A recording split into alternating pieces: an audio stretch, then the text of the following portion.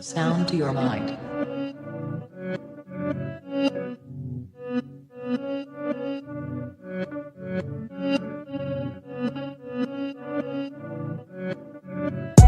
Breathe. I stay quiet as I light on my loud light. Breathe. I balance diet, I'm just trying to get my pounds right. Breathe.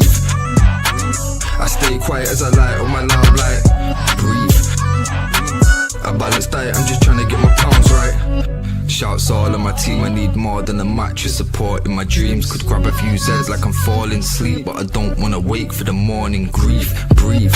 Tears drop to the formula C. A broke heart, but it's worn in my sleeve. Never listened, I was warned in my teens, but I still skipped school, I was taught in the streets.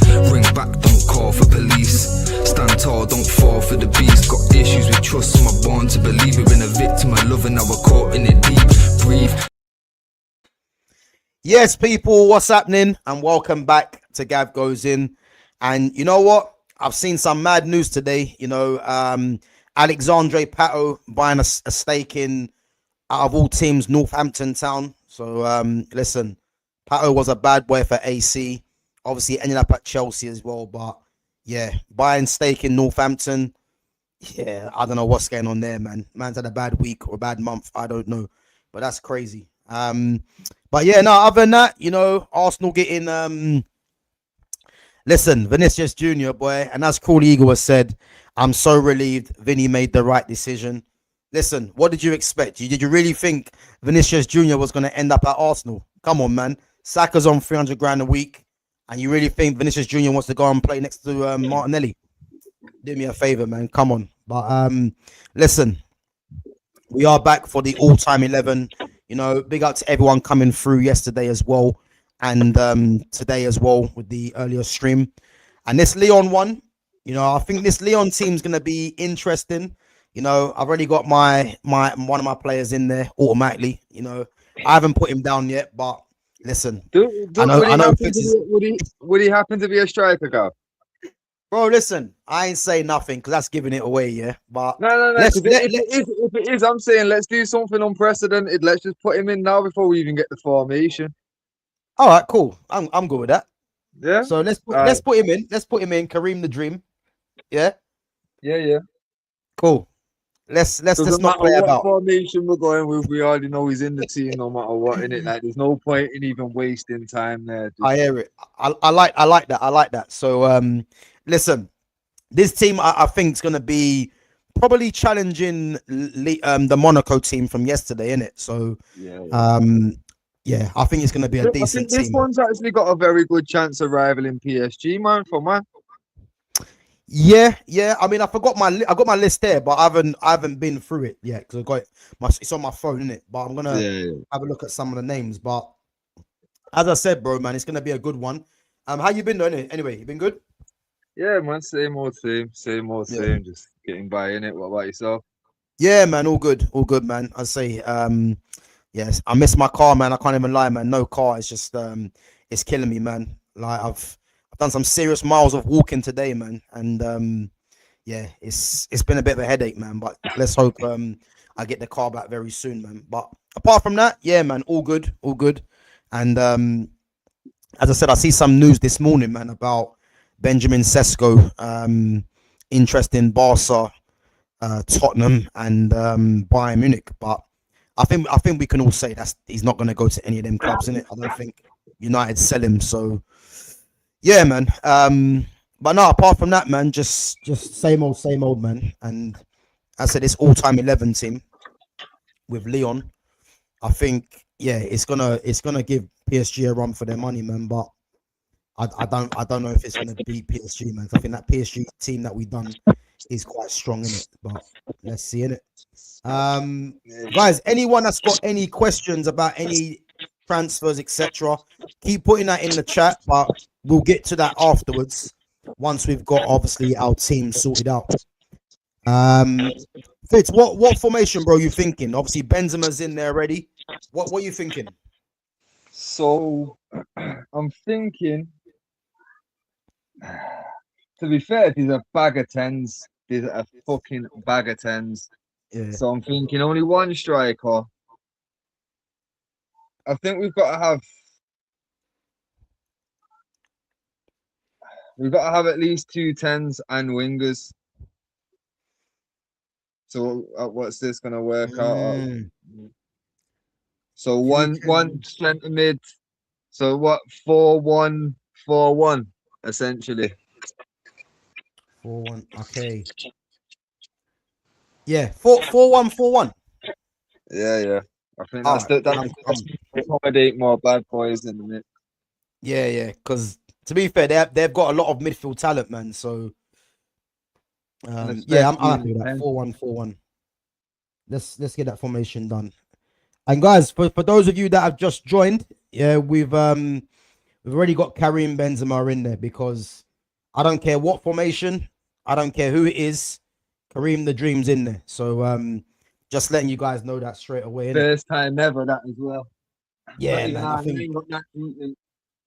with someone like Karim, man, yeah, it has to be that, innit? Yeah. Big up to Babs One Diva and big up to Foxy Danny as well for coming through. And guys, help us sort out what players you think as well should go into this all-time Lyon 11. You know, obviously done Monaco yesterday. So yeah, let's see if this Lyon team can better them and compete with PSG. So we're going with a 4-1-4-1. Let's go on to the keepers. So on my list already with the keepers. So I mean, there's 3 keepers, but I think we're both gonna agree that it's probably a clear winner, you know. But Anthony Lopez, Gregory Coupe, you know, Coupe was decent. I think he was a French international as well. But I think just like when we're picking the all-time France 11, and I think the goalkeeper that we chose was Hugo Lloris, and I can see where Fitz is going to agree with the same thing as well, bro. Who do you think keeper? Yeah. Lloris as well, yeah? Yeah, it's gotta be. It's gotta be. I Yeah, only wrote the restart. I didn't bother. Obviously, Coupe, decent keeper, but nah, it's not. yeah, When you've got a key, it's one of them in it. When you've got someone of that level, you already yeah, know it's gotta be, and it. So yeah. I think Hugo Lloris for me, man. When he was first coming through, actually, yeah, I always looked at him as like I always said to myself, "Oh, who's this keeper?" Because I remember when he first, so I believe before he was at Lyon, he was at he was at Nice, I think. I think he came from Nice and then went to Lyon, and then from Lyon he went to Tottenham. And I was looked at him from when he was at Nice. I thought, oh, who's this striker? Who's this goalkeeper? And then you know when he got the move to Lyon, I think at the time he was probably regarded as one of the best young keepers in world football. So, and then when he went to Tottenham, I think that was a shock because I didn't really see his career ending up there in it. But to be fair, man, he was massively experienced. You know, more or less won. What did he win? So he's won World Cup. He's won the Euros with France, I think, as well. I think club wise, I'm not sure what he's done club wise. I don't think he's won. So with Tottenham, I don't think he. What did he win with Tottenham? Did he win anything with Tottenham? I don't think he did he? don't think so. They might win a League Cup or something, or an FA Cup, maybe. Yeah, yeah. Because if you remember that team, that Tottenham team, was like he was around some good players like during his stint at Tottenham. You know what I mean? Yeah, So yeah. I feel like there was a possibility they won a cup or something, but like I feel like Tottenham they just want never like nothing with Tottenham really sticks with me other than the players that they've had. to. Mm, Like nothing really sticks with me. Like they just don't seem that important in the big scheme of things. You know what I mean? mm. Yeah. I swear he's won. Nah. Do you know what? I don't think he won anything with Tottenham. You know, if anyone knows if he did, but yeah, I'm pretty sure he didn't. I think they had that Champions League run where they got all the way to the final, and I think that was as close as it got in it. But in terms of his time at Lyon, yeah, he was good at Lyon, which is what got him the move. But yeah, I don't think Coupe or Anthony Lopez can argue that it's Lloris, man. So yeah, listen, I think when we come to the keepers, I think it's always, you know, it's always quite a straightforward one with a lot of these keepers that we actually do choose, innit? Yeah. All right, let's move on to fullback. Let's go to right back first and foremost. Yeah. Now, I think this could be one. Yeah. This could actually be one where I reckon we're gonna think different on this, and I think I'm looking at the three names that I've got on here. It's not really three great names. Let's be honest. I think one is still up and coming, and the other two, in my opinion, were just basic, just decent right backs. Yeah. But I've got on the list. I've got Anthony Reveille, if you remember him. Yeah. I've got Francois Clerc, and I've got Malo Gusto. Well, you slapped because there's a little Brazilian, I think. Oh, Cecinio. Nah, bro. One sec. No? Brazilian right back? No way. Big up, my guy, man. Big up yourself. Yeah, bro. A little Brazilian right back. Yeah, the twin. Oh, I know. Rafael da Silva. You know what? I forgot about Rafael. What, you think Rafael has a chance to get in this? Over any of the others and Gusto. I think Gusto doesn't get in because Gusto he wasn't there long enough. Yeah. And obviously he's got a long career ahead of him, kind of thing. Like it's unfair to put him in this category now. But for me, like, United bias will always creep in with certain things, innit? And Rafael, if anyone remembers the day in the derby where Rafael put Tevez on his ass and then fucking went head to head with him, bro, he won my heart that day because fuck Carlos Tevez. I've actually forgotten that, bro. I can't actually remember that. Bro, my man went head to he fucking took Tevez out in a challenge, innit? And Tevez wanted to fucking mouth off, innit? And little Rafael just got up and just went straight at him. I'm like, yo, that's serious. Make him a captain. Fuck it. Fuck Carlos Tevez. He was sold on that one, yeah? Yeah, man. I've got to go Rafael. And you know what? Yeah, I'm going to find you the clip. I'm going to send it over to you. I'm going to do it. Yeah, send it, bro. Send it. I forgot, man. I forgot. Do you know what? I actually rated him as a right back, to be fair. I mean, there was talk about Fabio, him, obviously his twin brother, but I thought Rafael was the better one. And I actually forgot he was at Lyon. The only player I'm looking at that could potentially be ahead of him is Anthony Reveille. Because if I remember, Reveille, he was actually a decent right back. Decent right back. And I remember he was someone. Yeah, I've got it. Let me check it quickly. All right, watch that, and then we'll put Rafael in. Yeah, let's see this.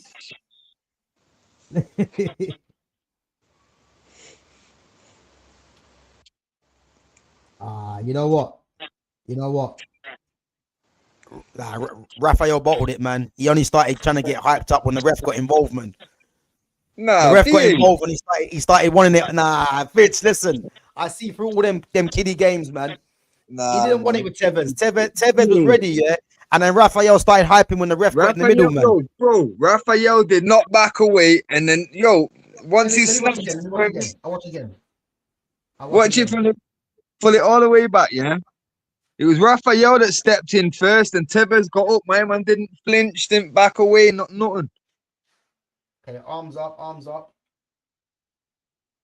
Yeah, you know what? Yeah, it's difficult, yeah, because as soon as Rafael showed that he wanted it, yeah, the ref do you know what? I take it back.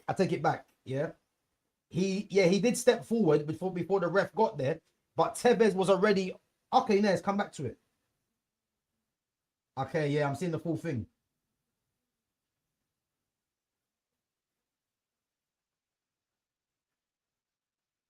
Okay, yeah. I get what you mean. It looked like Rafael looked fired up, but I don't know, man. I think Tevez would have eaten for breakfast, man. I'll be honest. And to be fair, bro, like that it's the 30-second clip. Like I remember, I remember the context in it. Like obviously, you've got to remember context of the clips in it, and I remember the context. Like my mum was going for it, and like I say, the challenge that had Tevez on the floor, why he's actually fucking stepping to him in the first place. Like, bro, my man did Tevez dirty and then stood there like, what?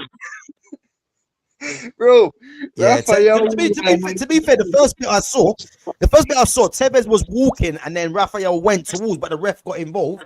And the second bit I just see, yeah, Raphael looked like he wanted it, you know, but wanting it and then doing something about it is a different story, man. So no, right, I hear it. It's not quite Zidane's headbutt, but I said, like fucking hell, like from that, because obviously, you know, I've made it clear how much I can't stand Tevez. You know what I mean? Like I'll never forgive the fact that the sign, like, so when you leave Old Trafford, yeah, and you're going towards like the area of Old Trafford, because like if you come out of Old Trafford, you can go towards Salford, Stretford, towards Chilton, or towards Old Trafford, depending which northwest, east, south, innit? So if you're going to Old Trafford, there's a big billboard that used to have for like 18 months. It had like our back five of Evra, Vidic, Rio, Neville, and Van der Sar about best defense in Europe, and it was there for fucking time. And then when Tevez made that switch, they changed, like them cunts bought the rights out for that fucking billboard and put that "Welcome to Manchester" sign up in it. Oh, serious? Bro. Yeah, and the amount of times I had to walk past that motherfucker. Nah. Tevez. Wait. So City bought that with Tevez on the front there. Bro, Tevez, they bought the rights to the billboard sign. A stone's like actually when if you're walking from Old Trafford football ground to Old Trafford like ends, bro, you had to walk past that sign. And for me, when I'm traveling back to like, because I lived in Stretford at the time, like I've always lived between Stretford OT kind of thing, innit? Like, bro, walking back home because obviously all my boys are in OT. I'm coming to OT. I've got to walk past that sign. Then I'm going back to Stretford. I've got to go past that motherfucker again. Okay, like, so that sign was changed to a Man City sign with Tevez. Yeah, so it was on the billboard that was always just standardly used, but then we fucking obviously like rented it out and just had it like on a like it just repeats over kind of thing, innit? It just never got replaced. It was just there for time, that best defense in Europe, innit? And then obviously next thing, Tevez made that switch. The fucking City came in with the money bags and fucking put that sign up. And like I say, bro, you know what? That's cheeky though. That's petty. Bro, trust me. This is what I'm saying. So this is why my pettiness stands how it is. You get me? Like, bro. That is so petty, man. This is what I'm saying, bro. Like, it's outrageous how petty this shit is. Like, this is when like Fergie was calling them, like they did that, and that's where I think it was from that he turned the phrase "noisy neighbors." I think, or it might have been a little bit before that, but because he said "noisy neighbors," that might have been the fucking like the response from them essentially, like "Welcome to Manchester" with a big blue sign with Tevez celebrating in the City shirt, bro. Welcome to Manchester, yeah, big blue sign right out between Old Trafford Stadium and Old Trafford ends. You're taking the piss, bro. Yeah, nah. I have to admit, man, that is that is mad cheeky. I can't even lie, man. That is. I never even knew that. Never even knew that. Trust me, never bro. Even knew that. It's deep rooted, bro. What? And Tevez on the front of it, yeah. Bro, the whole sign was Tevez, 2 arms out, just stretched out, celebrating like taking the piss, man. Taking the piss. It was sky blue. Yeah, taking the piss. Taking the piss, bro. Yeah. You know what it is though, yeah. Part of me is laughing because it's like you see like shithousery like that, yeah. Like I've got time for that, but when you actually think of it, yeah, it's like for City to go and do that, it's the intentions, isn't it? Yeah, they know exactly what they're doing. Yeah, it's a piss take, bro. But that's what I'm saying, like, because Fergie had a bit more class than that. He's not doing them kind of things, you know what I'm saying? Like, it's not that deep, like, because bear in mind, Fergie like never really seen him as much when he started making a little bit of noise. That's where it was like noisy neighbours shit. But he didn't really see them as like the real threat. Liverpool was always like obviously as in competition, it was always Arsenal, then Chelsea, and then obviously later on City. But like Liverpool was the overall threat, and like City were just bro, bear in mind, I remember constantly like just laughing at guys in City shirts because bro, the amount of relegations and shit that man had, always lower league football and shit. Main Road was a shithole. It was bro, it was absolutely shameful to be a City fan back in the day. You know what I'm saying? So it's like man, like Sean Goater and that, and Paul Dickoff. You get me? Like anytime they signed a name, like bro, if we went through an all-time 11, which we will do soon, like no spoilers, but like they have got some fucking incredible names, but the asterisk next to it is they might have had George Weah, but it'd have been 35 or something. You know what I mean? Like Georgie King Fladsey and that retirement and shit. Like it's ridiculous, but it's they were never really deemed anything too serious in it. And then that Tevez move with that sign, because obviously, we actually loved Tevez, you know.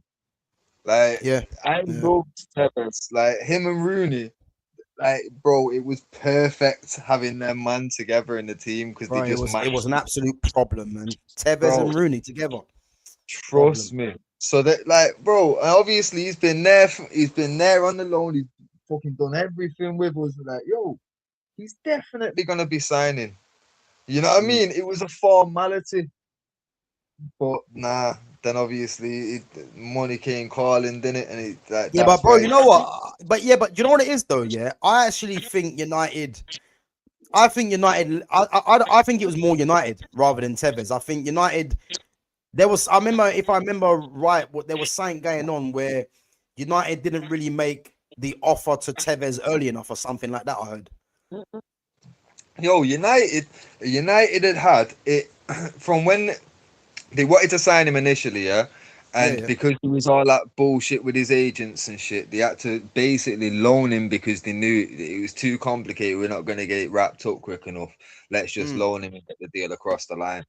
But from there, they had like a verbal agreement in it, like, and this is what I'm talking about. Like, okay, contractually, yes, he's free to do whatever. That's why he did what he did and didn't get sued, and no problems like that financially. But this is what I'm saying about loyalty and morals, and you know what I mean, bro. My man's come to the club, verbal agreement that we're going to be signing you're gonna be on X amount, this, that, and the next.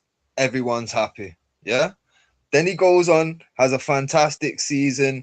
Everybody loves him, has a great time at Old Trafford. The next thing, it's time, right? Okay, there's nothing for us to discuss. We've had a verbal agreement already. You know the script.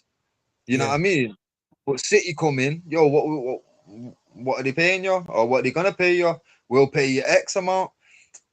Sweet, and go in there then, innit?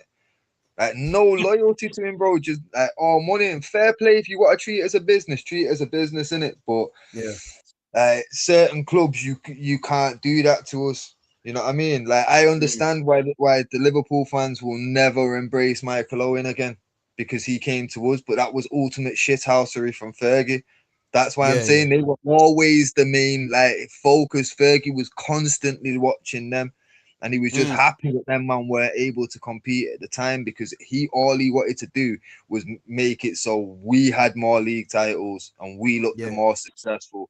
That's why the Champions League was fucking so important to Fergie, even in the early 90s, because he wanted to match the Matt Busby thing, but he also knew that 6 fucking Champions Leagues is that's a stumbling block. Yeah. You know what I mean? So he wanted to close the gap on everything, and that was the thing. Like, Liverpool were the main focus for that reason, innit? And like I say, Michael Owen can never go back to Anfield. I understand that fully, but that's why I think the Owen one was odd, innit? Because like him going to United just made no sense on his part, innit? But and we even moved him off. We only paid him when he played. Yeah, the special contract where you're pay as you play. If you're not fit, you don't get a paycheck. You get me? Like, That's bro, crazy. we mugged everyone off in that situation. That was Fergie just rubbing salt in wounds. I promise you. But that's what I'm saying. The Tevez one stung more because it's like, yo, we could see we had like the foundation was there and they were both around the same age. We knew we can get 5 years out of this. You know what I mean? To then go to City knowing what they already had. It's like, bro, you're taking the piss. You're taking the piss. Not only did it weaken us, it strengthened them. You know what I mean? But dramatically strengthened them. And now they've got their own Rooney. You know what I'm saying? Yeah, literally. Bro, it was, bro. But that's what I'm saying. That's why Raphael, for me, that thing, like I say, I remember that game. Like, if you can, watch highlights of that entire game because Raphael fucking absolutely was all over Tevez the whole time. Like, You know what? I can't actually remember the game. That's the problem. bro, I can't remember the year or nothing, but I'll fucking find out all the details and I'll find you a decent highlight clip of the game in it. Cause Raphael at him all game, bro. Like, and you know the thing is as well, it's Brazil versus Argentina as well. Yeah, bro, and that's what I'm saying. So like Raphael, obviously, like he knew how United fans felt about Tevez. He obviously had that like fucking long seated fucking kind of historical reason for it. So yeah, he was just up for it that day, bro. Like, and to be fair, you already know as well, Fergie would have been fuming about it. So he definitely earned some brownie points with Fergie that day. Yeah. I fell in love with him that day, so I know Fergie was looking at him like, "You're my probably prolong his career, innit? Really? Yeah, bro, guaranteed. He definitely kept Fabio at the club longer anyway, I promise you. Yeah, you're not wrong. Nah, listen, I think based on that then, man, listen, Raphael, he's earned his stripes, man, to get in, As I said, I don't think there's a standout right back for Lyon anyway. Revier, Clerc were good servants. Gusto was a young gun. But listen, Raphael, man, he might just have to get in there because of his the way that he tried to treat Tevez there. He wasn't having it, Even though I do think the referee did step in at a certain time, but listen, I'm willing to overlook that. So let's move on. Let's move on. Now, left back here. I remember on yesterday's stream, I said there's a certain player, that just ends up getting in for every team. Yeah. Every team is going to be the same case here. Yeah. Now, big up to Ferland Mendy, obviously at Real Madrid right now. And if you remember, ex-Liverpool left back, Ali Sissoko. And again, Sissoko was a decent player. And he got that move to Liverpool off the back of his form for Lyon. But I think we can all agree, this is one of the most underrated centre-backs, left-backs of all time. And so far, he's gotten into every team that we've done. And that's none other than Eric Abidal. He's got Eric Abidal, has got into France's all-time team. He got into Barcelona's team. He's got into Monaco's team yesterday. And he gets into Lyon. And I think what that tells you, just how good he is. And he's probably a player, that a lot of fans probably, again, don't really know who he is too tough, especially if you're from the recent generation. But again, man, the fact that he's got into 4 different teams just shows you how good he was, and he was definitely regarded as one of the best left backs, in his era. And the guy was actually a centre back, funny enough. So just shows you how good he is, man. So Raphael and Abidal was as the 2 fullbacks, which means that we go on to centre backs. Now, at centre back, I've got 6 names. I think one of them for me gets in, and I think the others, it's a lottery, I would say. But I've got, if you remember the Brazilian Chris, you've got Samuel Umtiti, Joachim Anderson, who I think is a very good defender. Obviously, he's playing for Fulham now. Obviously, he was formerly of Crystal Palace. Jerome Boateng, Castello Lukeba, and then Jean Allen Boomsong, formerly of Newcastle. Put Lovren down. Oh, Dejan Lovren. Okay. That's good. That's good why we got two lists, man, because I haven't got Lovren down. Yeah. To be fair, I had 4 names. Two centre backs are right-footed and 2 are left-footed, but I want the 2 right. To be fair, who was your left-footed ones? Umtiti and Lukeba. Yeah. So that's exactly who I'm thinking, and it's a straight battle between those two, and for me, it's Umtiti. Yeah. You call that? Yeah. All right, let's put Umtiti in. Again, another defender, man. I think he did suffer with injuries in the end, but again, he was a very, very good centre back, which is what led. Umtiti did make it in the Barca team. But that's what I'm saying to you, bro. That's what I'm saying to you. He was someone that was earmarked early to be a top defender, man. You know what I'm trying to say? So. And you're thinking, so who's the other one? You're thinking, because I actually thought that Chris was actually quite good. Yeah, it was. It was for me, for the right-footed centre backs, I just had Boateng and Lovren. You don't think Joachim Anderson, no? Nah. To be fair, I already know I want Boateng. Yeah. See, I'm thinking Boateng. Now you put Lovren in there. I think Boateng was probably better than Lovren, though, wasn't he? You know what I mean? Yeah. Again, Jerome Boateng, formerly of, Bayern Munich and Man City as well. And to be fair, I think at one time, before he got absolutely rinsed by Messi in the new camp, if you remember, man was doing baby giraffe on the floor. Like, I don't know what he was playing at, man. And ever since that, I think he, just like Maicon, he got exposed, innit? So, So yeah, man, I think, but before that, he was probably was when you're saying, top 5 defenders in the world, he probably was in a period where he was probably one of them. Yeah. At least for a season or 2. Yeah, he was very composed on the ball, had decent pace, decent strength. So yeah, man, listen, I'm happy to put Jerome Boateng in there. And he's actually still playing. He's playing for Lask. Fucking hell. Lask Linz. Yeah, he's got to call it a day, man. He's got to call it a day. Can't be playing for Bayern City, and now playing for Lask. You know what I mean? That's taking the piss. That's the thing, though. It's crazy when you look at some people's the run of clubs.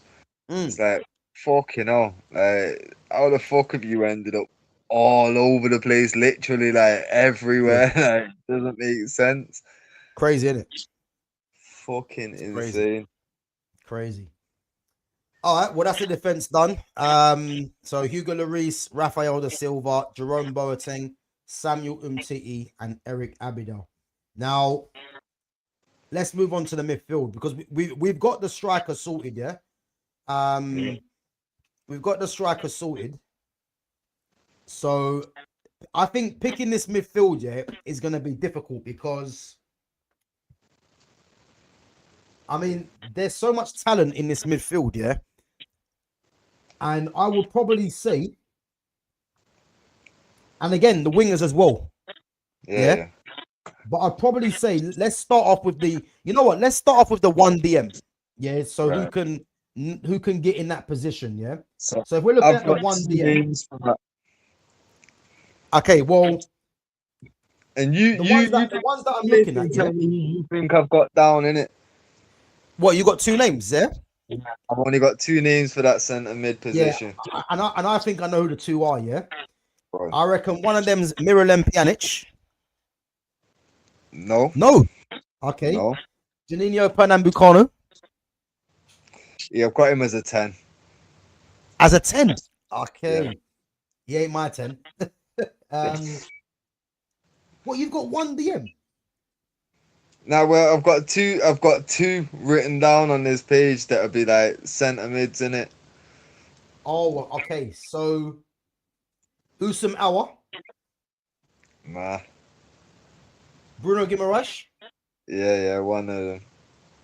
Tanguy Ndombele. Nah. Is that all your names? No. So I've got Juninho Pernambucano, Yeah. Jeremy Tulalon, Mm? Miralem Pjanic, Corentin Tolisso. And these are centre mids and attacking midfielders, by the way. Yeah. Cherki Paqueta, Husam Awa, Bruno Guimaraes, Tanguy Ndombele, Nabil Fekir, Yohan Gorkuf, Clement Grenier. No, Nemanja Matic. Oh, shit. You know what, though, yeah? You know what I would say? Go on. For that position there, you put Matic in there, yeah? But I've realistically got two players. One of them you said already, Bruno Guimaraes. The other one's Miralem Pjanic for me. Yeah. To be fair, And you know why I'm saying Pjanic, yeah? Because I'm looking at Pjanic as someone similar to like a Pirlo. Yeah. Because if you remember, Pjanic was a number 10 that dropped back as well. Yeah. So that's how I'm choosing to look at it, you know. But your two names are Bruno Guimaraes and who's the other one? Nemanja Matic. Matic. But Pjanic is I must have missed him because he would have been put down otherwise. I know for a fact. Pjanic was sick, man. So I'm okay to have him in as like that. That's the three for me, innit? Yeah. Because the reason I'm saying Pjanic is because if you're looking at that lone DM, it's like obviously Matic was that sort of player, innit? Yeah. And Bruno Guimaraes as well is another one. But do you think Bruno Guimaraes can get into the 10 ahead of anyone else? Or sorry, because I'm not looking at him as getting into the 10s, yeah. But what I'm trying to say is there any way he gets into the team anywhere else? No. Okay, so that rules him out. Yeah. Yeah. Cause for me, like the tens, because obviously we normally do the midfield and the tens together, and I know you've mentioned Cherki and Paqueta. Did you not mention Gorkoif? Yohan Gorkuf, yeah. Yeah. What about Viltard? Sylvain Wiltord? Yeah, man. Nah, I ain't got him in, man. I thought it'd be worth a shout at least, innit? And obviously I've got Janine, I think again I would have had Wiltord as a winger anyway. Yeah. No, I hear that. This is difficult. Do you know what? It's gonna be a headache because I just seen someone on the striker list here that has to be in there, but Benzema's already there. I'll tell you what. I'm gonna say for the DM, yeah. My main one is Pjanic for the DM. Right. Well. To narrow it down, I'll say for me, it's got to be Pjanic or Matic. It's one of them two. And I'm chat. Let us know, chat. Yeah, chat. Let us know. Who are you going with, Pjanic or Matic? Let us know. I'm happy to go with either. I think Pjanic is a better footballer for me. Yeah. But let us know in the chat who you reckon deserves to go into that DM spot. Miralem Pjanic or Nemanja Matic? Let's see what the chat thinks.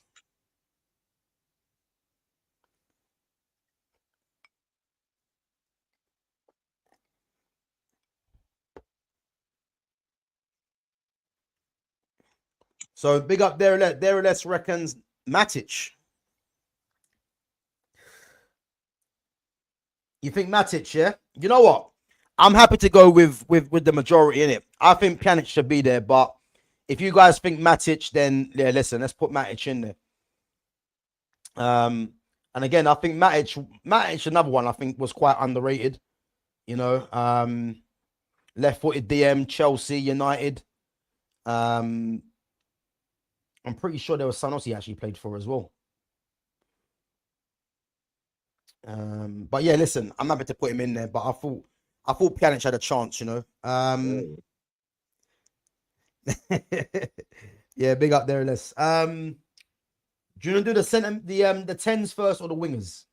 Yeah, let's get the tens done because I think this one. To be fair, This is gonna be a headache, by the way. It's gonna be a headache. So but I do. I'm looking at, yeah. I'm looking at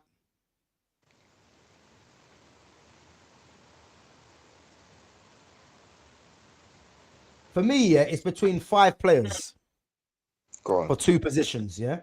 I'm looking at Cherky, Paqueta, Husam Awa, Ndombele, Nabil Fekir. No, Gorkov, no.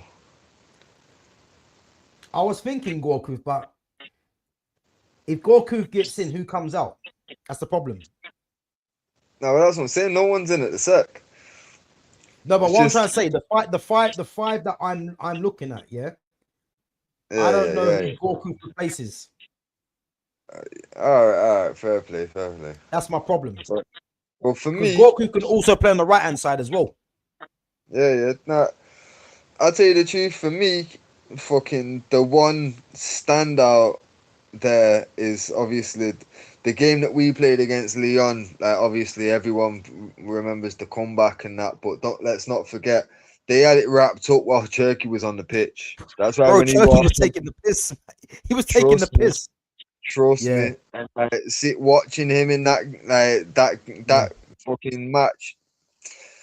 Yeah, man. I feel like he must have been fucking a because I can't lie in that like I've watched loads of league.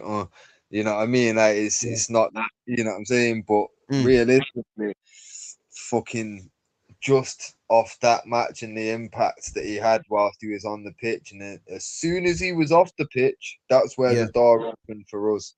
You know what I mean? yeah, Off that fact alone, I can base the premise that he must have been a fucking absolute star for them. yeah. So I feel like he's got to be in just off his current ability now, and I'm Mm. presuming that he would have been the star there. He must have been. I'm hearing it. Yeah, I think for me, the way that I look at it, yeah, and we're talking about 3 very very good players who are all quite similar in a sense. Yeah, I think um I think in terms of like for like who we're batting against, yeah. For me, Cherky, Paqueta, and Nabil Fekir. All 3 of them are left-footed, yeah, and they all played a similar position for Lyon as well in that number 10 position. And if I'm looking at who would I pick as the number 1, I would say Ryan Cherky. But again, Paqueta and Fekir were very good. Obviously, Fekir ended up going to Real Betis, and Paqueta ended up going to West Ham.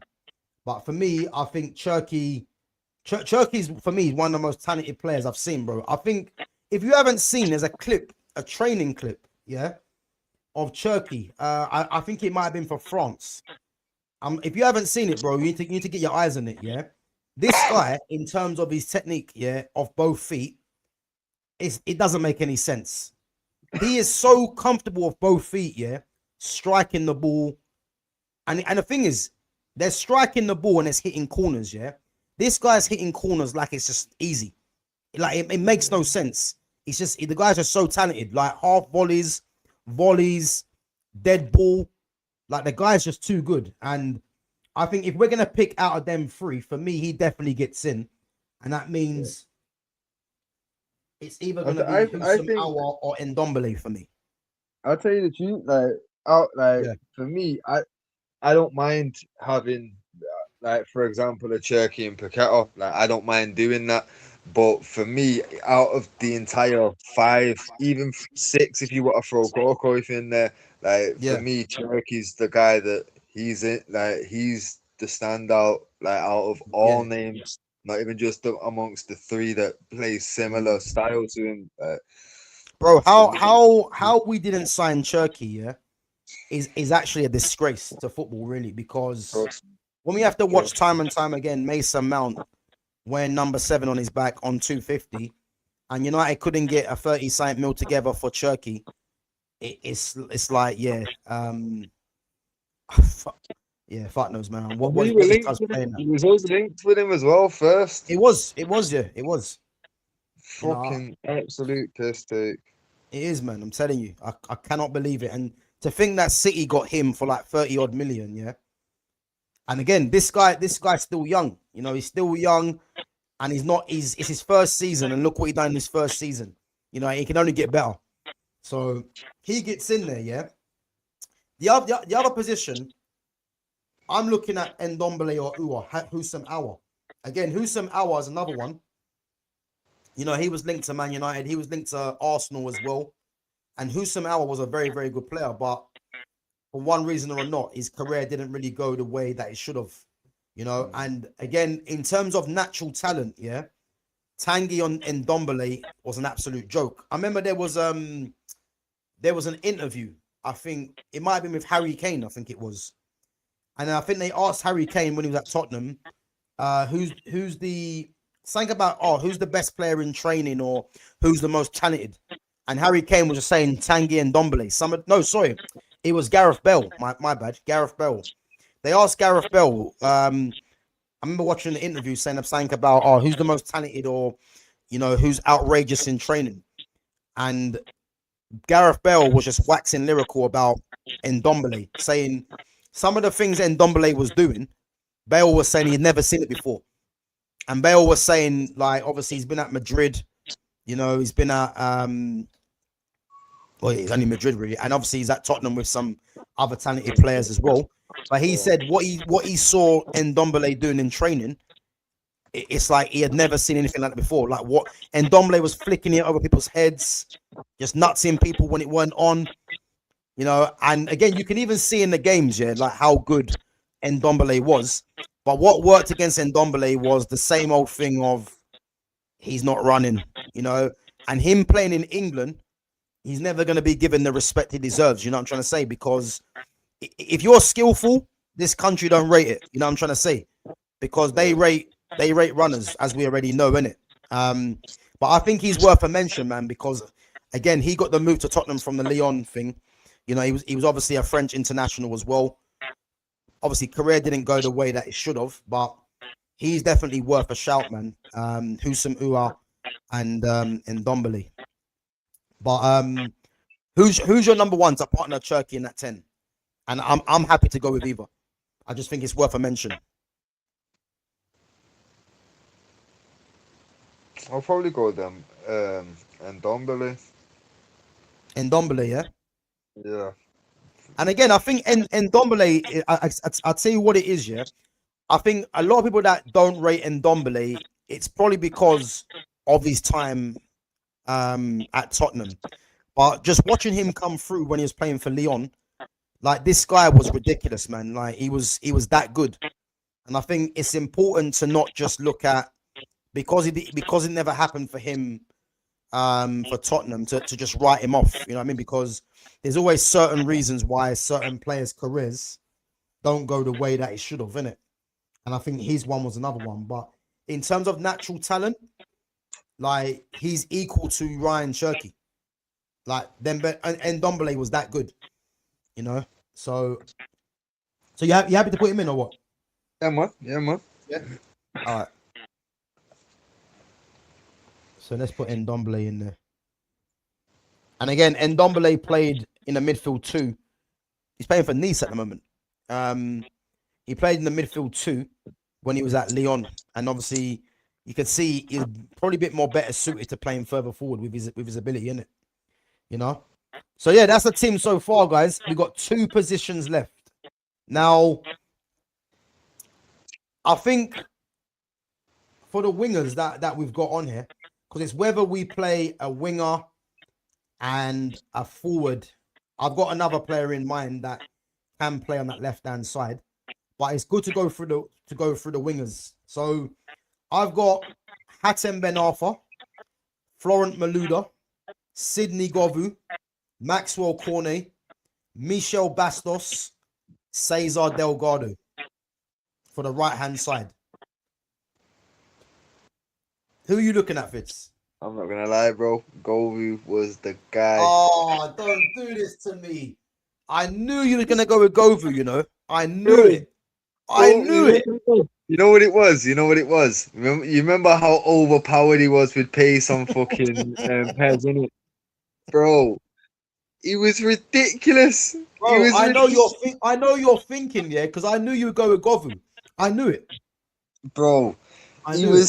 he was so fast, bro. I don't care. And bro, is it like I'm not gonna lie, my man like he could take guys on. Is like control of the ball and that like on point. I can't lie, and Yeah. largely based off fucking what he was capable of on Pez. But what when I did see him in real life, like bro, he kind of lived up to the like what I saw of him. Like he was fast. You know what I'm saying? And I didn't often see him lose the ball. Normally he was getting a shot off or a cross. You know what Yeah. I'm saying? So yeah, like The thing is, Govu, yeah, was direct. He wasn't my sort of winger come forward that I like to watch, innit? yeah, I'm not saying he was shit, but he was someone that I didn't enjoy watching because he's just not my type of wide player, yeah. The ones who I was looking at for me on that right hand side was between two players. When I talk about natural talent, yeah, another one, Arthur, Hatem innit? Ben Arfa. Yeah, Ben yeah. Arfa is a bro. Ben Arfa was a joke, man. If you remember him at Newcastle, absolute Yeah. joke, bro. Ben Arfa and Turkey in one team, No, I just hear it. interchanging. I hear it. I hear it. But that's what I'm saying, though. Like, Yeah, I suppose because the other obviously, one was Michel Bastos as well. fair play. He was a Nah. problem. For me, Mm. it probably it like thinking about it because obviously, I'm thinking, yeah, like he's one of them streets won't forget type ballers, in it. Like Yeah, everyone that watched him knows, in it.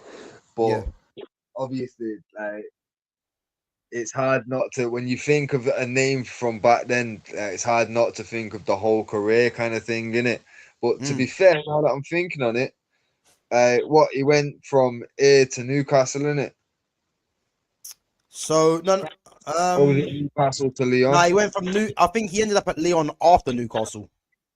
Let me just double check what If order I remember right, to dictate. because he was at I think he was at Marseille as well. But one of the most talented players, man, of his generation. And again, he's another one that it happens to a lot of them kind of players, man. They don't fulfill the potential. Very much like Adel Taarabt as well. Oh no, bro. He was there first. He was at Lyon, Oh, was 04 he? to 2008, and then he was at Newcastle 10 to 15. Okay.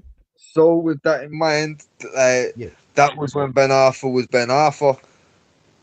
You know what I'm saying? Yeah.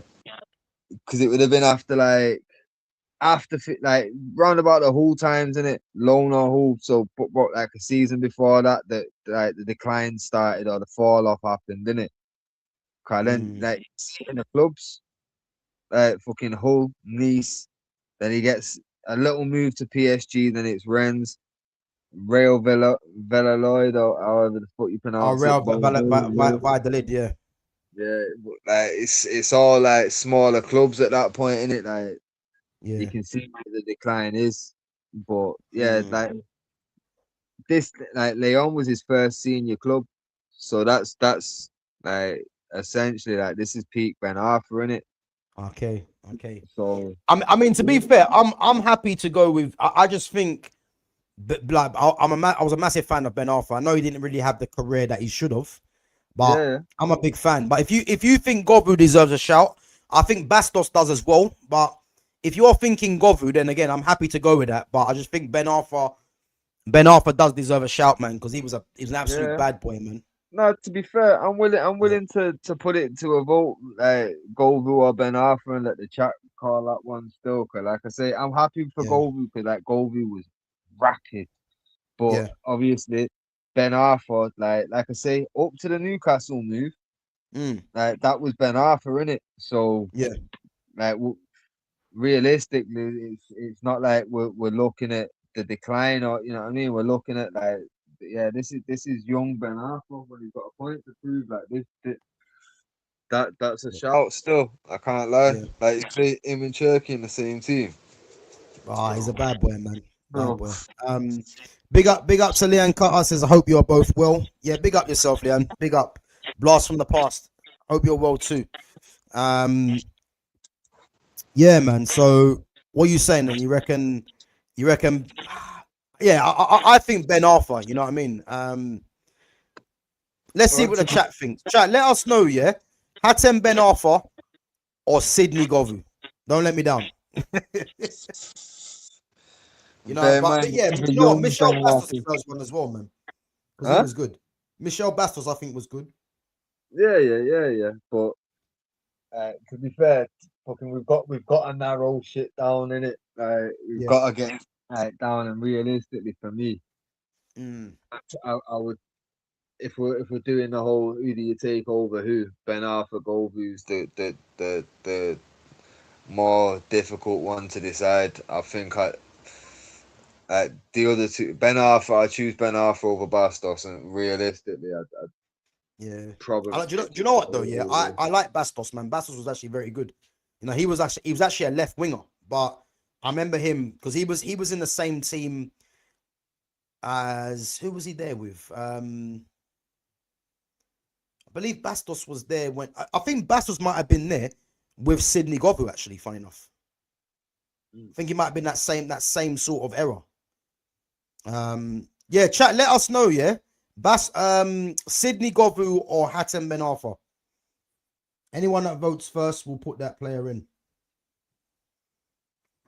I think the left-hand side is going to be interesting because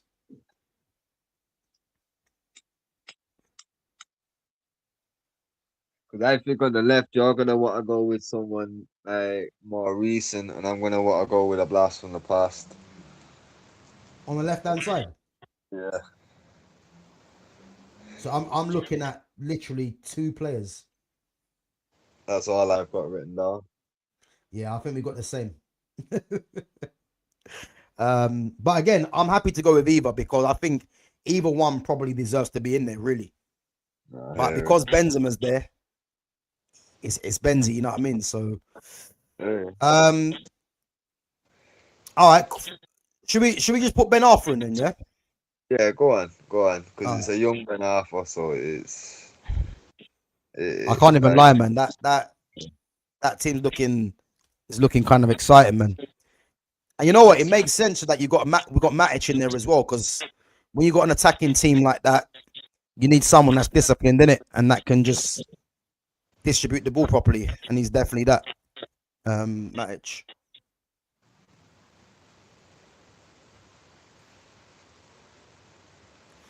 So yeah, Hatem Ben Arthur gets in there. Again, Ben Arthur come through with the likes of Nasri, you know, and players. If you remember a player called he was obviously linked to Man United in the past, Jeremy Menez. Remember him? Yeah. They all come through at the same time, bro. I'll tell you now, yeah. You see that France under-21 team, bro. The amount of bad boys they had, yeah. I believe at one time they had Nasri, Menez, Ben Arthur, Benzema all in one team. I swear to God, they had all them players in one team. The amount of talent there, man. Joke. Absolute joke. All right, this left-hand side, yeah, is between two players. And both of them play through the middle as well. Yeah? So the two that I'm looking at, and let's go to the strikers and give them a worthy mention, yeah? The other three strikers, Lisandro Lopez, Bafatimbi Gomez, and Milan Baros. But again, Kareem the Dream's there, so they don't get in, yeah? Now, this one position is down to Memphis Depay and Alexandre Lacazette. Yo, you missed who I'm going for. Who's that? Laurent Malouda. No, I said Malouda on the right-hand side. Did you? No. Yeah. Put him on the left where he played for Chelsea, bro. I know, bro, but I already had it planned because the thing is, I feel like Lacazette should be in there. Yeah? Nah. Because Lacazette was deadly for Lyon. But I feel like Depay has a chance. And I think, do I put Malouda in there ahead of them two? I don't. That's the only problem. I had Maluda in the pie. I genuinely thought you'd go the pie and I'd be going Maluda. Lacazette, bro. I No, understand but bro, you know what it is, yeah. You see Lacazette, yeah. Lacazette was very good for Lyon. I think Lacazette is Lyon's all-time top scorer as well. Okay, But okay. he can't get in there ahead of Benzema. So it's like you got to find another position for him. And this is what I'm trying to say to you. I think that because Depay can play out there, and Depay was very good for Lyon as well. You know, Depay was instrumental when Lyon, I believe Lyon got all the way to the Champions League semi-final, and Depay was instrumental. So that's the only reason why I'm Depay or Lacazette. Then That's what I'm saying. Go on. Then would it not make more sense if you wanted to get Lacazette into this team to just go like what 4-1-3-2?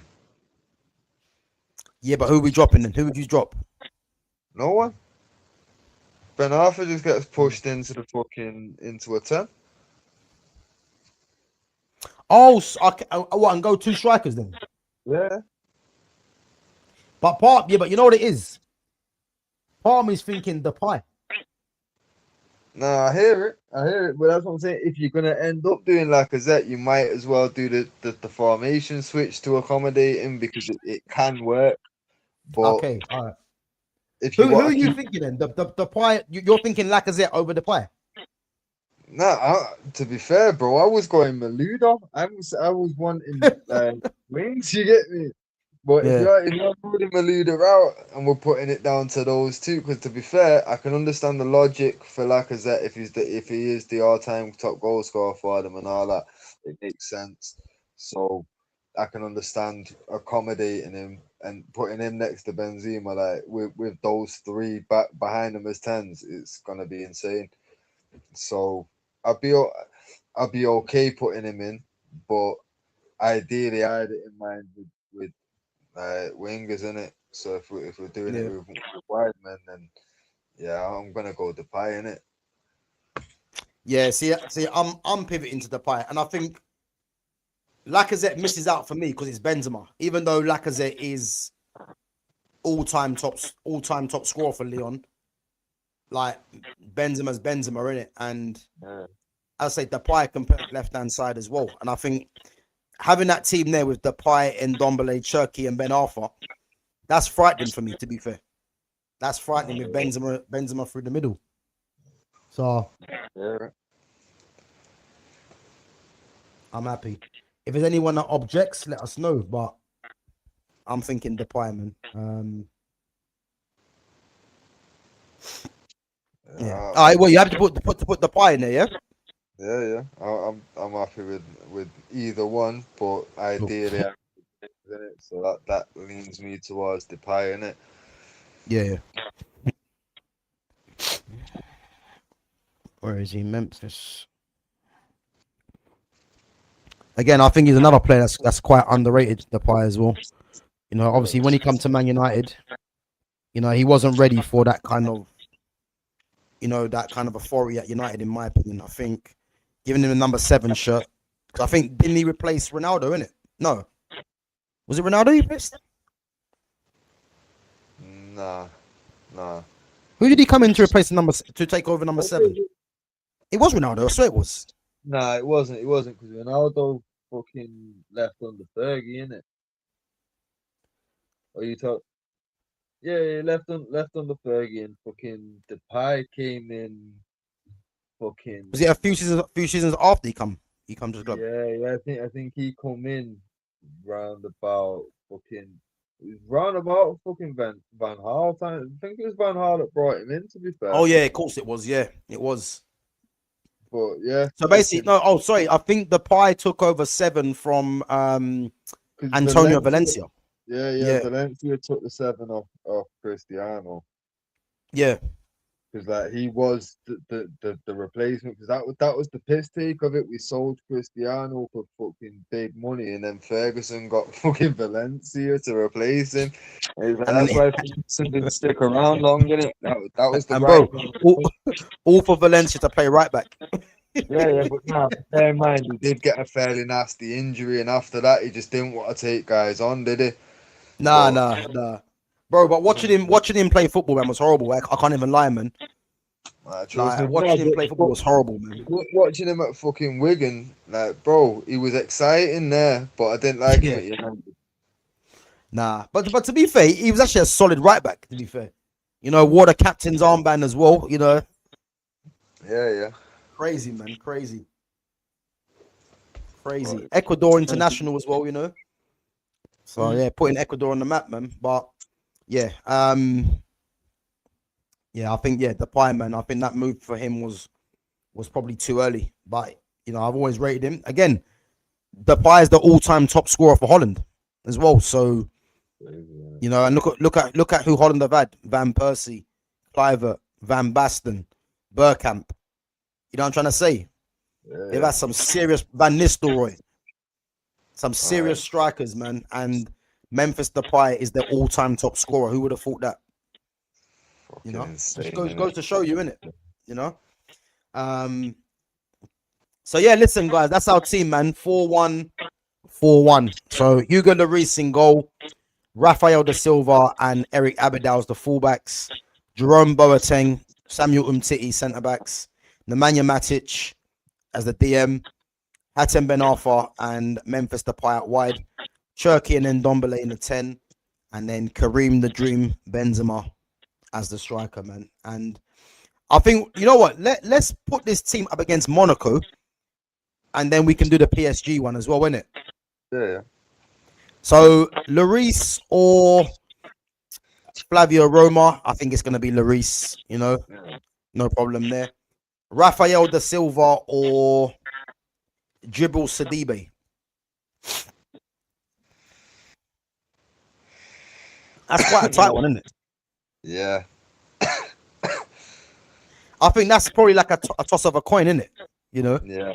I don't think United bias is gonna go Raphael for it though, innit? Yeah, I think I'll probably just pick Raphael as well, personally, but he's not really a standout winner. Yeah. So yeah, we'll say Raphael. So 2-0 Lyon, yeah. Jerome Boateng or Ricardo Carvalho. Another tough one. I'm probably gonna edge that one to Carvalho though, because I really did rate Carvalho highly. Yeah. I'm just trying to think. What did Carvalho have over Boateng? That's what I'm trying to think.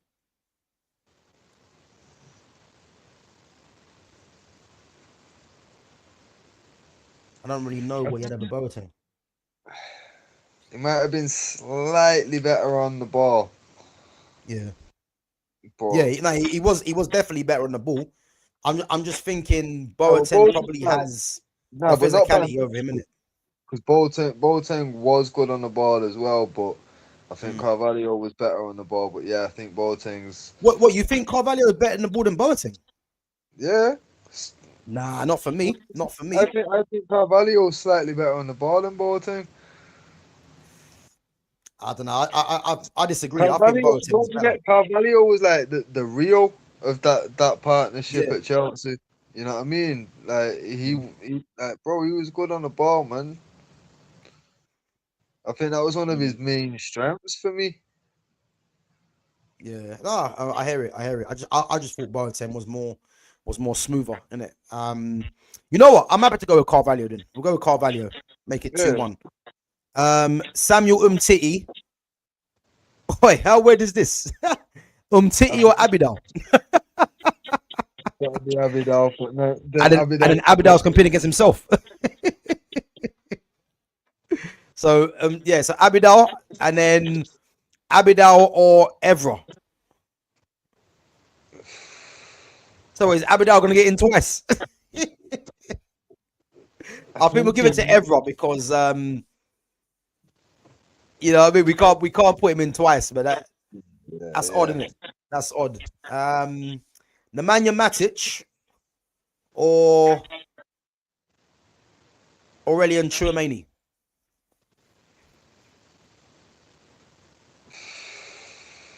I'm probably gonna go with Matic just because there's a longer period of time to go off. Yeah, more body of work, innit? Yeah, Yeah. yeah, I hear it. But do you think Tchouaméni could overtake Matic? Yeah, yeah. I don't think Mm, it. I don't think it. Like thinking about it, I don't think he's that far away from it. Like yeah, maybe 3 seasons, yeah. 4 seasons time. Like revisit this, and I think he might just about edge it over Matic. Mm, I don't think he needs to see his whole career out to be better than him.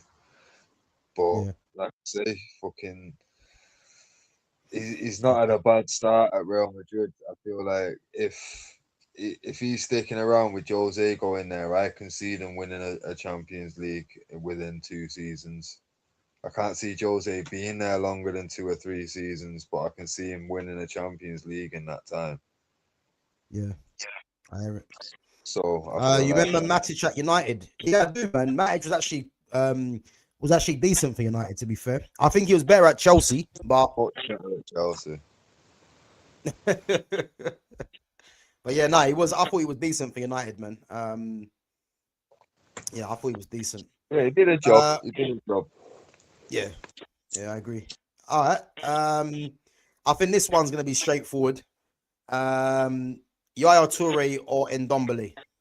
It's gonna be Yaya.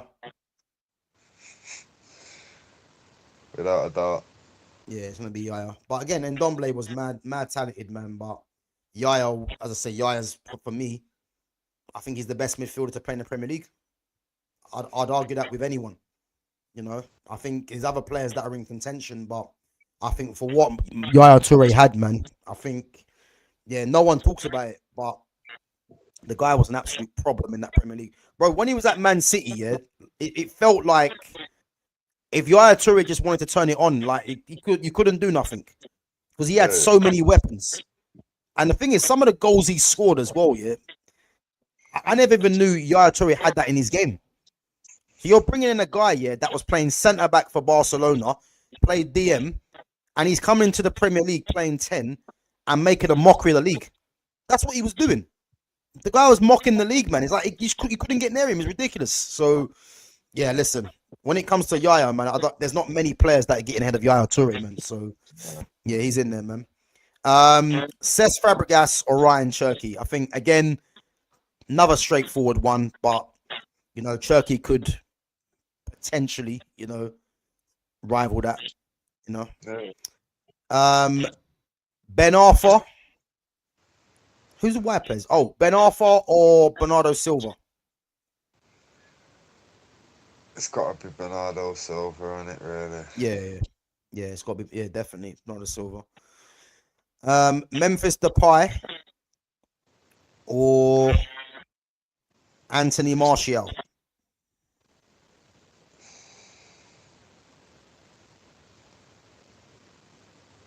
That one's a tight one, but I think I'm gonna give it Martial still. Yeah. Do you know what? Yeah, that is actually a very good comparison. Those two, because I think it's neck and neck, really. In terms of the career, I think people will probably look at Depay having a better career, you know. But yeah, me personally, I think Martial, as I said, you guys already know in it.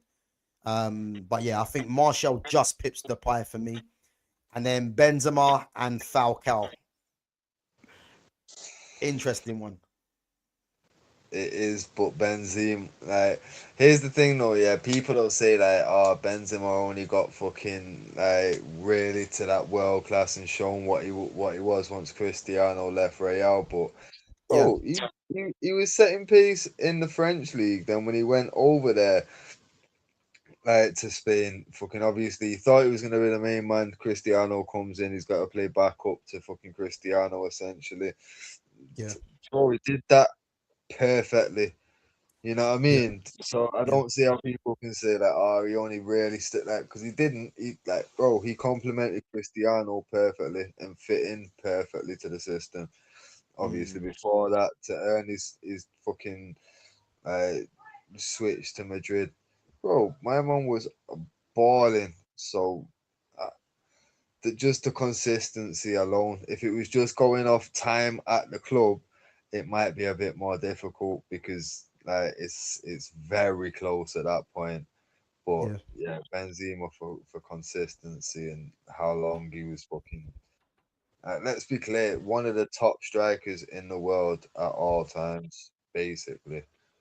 Yep. You Yes, know what I sir. mean? Listen, I think for me, yeah, personal preference. Like again, Benzema ahead of Falcao for me. And even though Falcao was elite, Benzema's Benzema, yeah. And how highly I rate Benzema.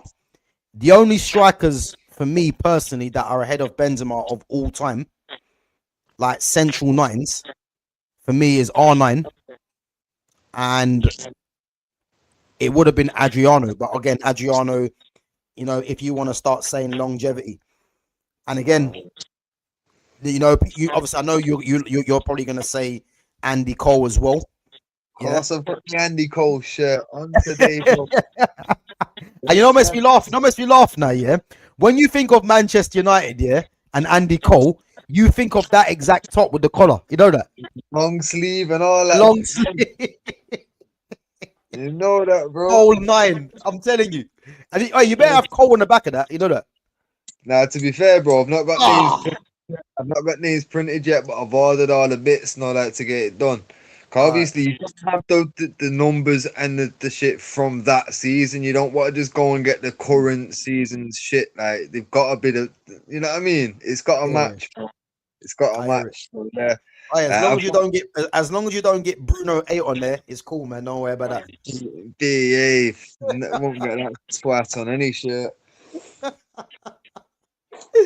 Oh man, listen. But yeah, back to Benzema. Yeah, listen. I think only R9, and as we know, his idol was R9 anyway. You know, he modeled his game on him. He's the only one I can pick, really, him and possibly Adriano, but longevity, as I said, ahead of Benzema. Because I think Benzema was that good. And again, I put Benzema in the mold of, you know, he had to play second fiddle really to Ronaldo. And as soon as Ronaldo went, Benzema come into his own and rightly won the Ballon d'Or. And I think that goes to show you the level of player that he was. You know, you don't be at Real Madrid for how long he was there for, leading the line, if you're not a top player. Because as we know with Real Madrid, if you don't do it within one season, you're gone. That's the standards of the club, isn't it? And this guy was doing it season in, season out, having played second fiddle to Ronaldo, playing from the left. Ronaldo leaves, Benzema just comes of age, instrumental in the I think didn't they win like 2 or 3 Champions League with him leading the line or something like that, something mad like that. So yeah, I man, think Benzema's there for me, man. during his time, Carl, weren't he there for something I like believe 5 in total, 5 or 6? what Champions Leagues. Yeah, yeah. Yeah, possibly. Right, one sec. Let me just check that. One sec. I think Benzema's probably. I think he won 4 or 5 Champions Leagues at Real Madrid. I'm pretty sure he's done that. But as I said, man, one of my favorite players, Benzema. I'm unreal Yeah, he player, won it man. 5 times, bro. Times, yeah. Bro, that's insane. Yeah, but bro, why are we surprised? I mean, the guy's literally won every. I think the only thing he's not won, I believe, might be a World Cup. So I don't think he was in the squad. Was he in the squad when they won it? I don't think he was in the squad. Let me just check that now. Yeah, because I think when Giroud was leading the line, I don't think Benzema was there because there's no way Benzema's on the bench for Giroud. And even though Giroud was a good player, but this is Benzema. You know what I mean? Nah, He weren't there, was he? nah, he wasn't. He wasn't called up. Yeah, I think he's won a Thigh Euros. injury. But He had a thigh injury, yeah, it's so crazy. he had to. He was called up initially, but he had to withdraw in it, so he didn't actually go to the tournament. Yeah, but he was, bro. They had Benzema and Ribery in one lineup. You know, like it don't make any sense, does it? You know what I mean? That kind of Oh, quality in one team. You know what I mean? take With it, Pogba yeah. pulling the strings. I mean, that doesn't Nah, make any sense, man. But nah. yeah, listen, he was a top player, man, and Yeah, I think in terms of the comparison with Lyon and Monaco, I think we've got Benzema, I think we got 4 in Matic. total. Yeah, Benzema, Matic, um, Raphael, Lloris, Lloris. Raphael and Lloris. Yeah, Mm, and again, there's no point in doing it with PSG because yeah. I think the only one that gets in from Lyon's team is probably Benzema. To be fair. You know what I mean? Yeah. Or probably Abidal as well, because again, Nuno Mendes is still got it to do, innit? Yeah. You know what I'm saying? So it just goes to show you, man. So yeah, but yeah, guys, listen, that's our all-time team. Before we wrap it up, we're gonna just go through some of the news. Bro, have you seen the news about Rodri? Nah, what? So you know, obviously Real Madrid are looking at Rodri, innit? Yeah. Yeah. And you know what? I was always saying to myself, I'm surprised, yeah, that there's a certain team that won't go in for him at the moment because I think he's got them written all over him. Barcelona are now in talks with Rodri. Yeah. And the thing is, if Rodri's got any brains, yeah, he goes to Barcelona rather than Real Madrid because Barca, in that position of where, you know, it was Busquets' position, yeah, Frankie de Jong, I think, has picked up another injury, and he's very injury prone anyway. Yeah. They're crying out for Rodri, and if Rodri's got brains, yeah, Rodri's got he's got his Spanish, he's got his Spanish midfield at Barca with Dani Olmo and Pedri, and obviously Fabian Ruiz obviously is at PSG, but if he's got brains, yeah, he goes to Barcelona, and I think if Rodri goes Barcelona, with what they've got already, and if they get a striker in, you know, I think no matter what, if Mourinho does go back, Mourinho's there, and you know they've got some signings in, I think La Liga will be Barca's again. Champions League, I'm not sure yet because I think PSG are the team to beat. So, but I think La Liga they'll probably retain that if Rodri does go there. However, if Rodri does go to Real Madrid, probably Real Madrid probably edge it unless Barca, because Barca for me, yeah, they need to go and get Rodri and Julian Alvarez, and if they get both of them players, that's them securing Champions League. I mean, yeah, that's them securing the league and Champions League. They could be in there with PSG for me. I think it's that important. You know, so yeah, I think that the reason why the Real Madrid thing's taking its time is because Barca have come in now. But I think City are leaving it up to Rodri to decide.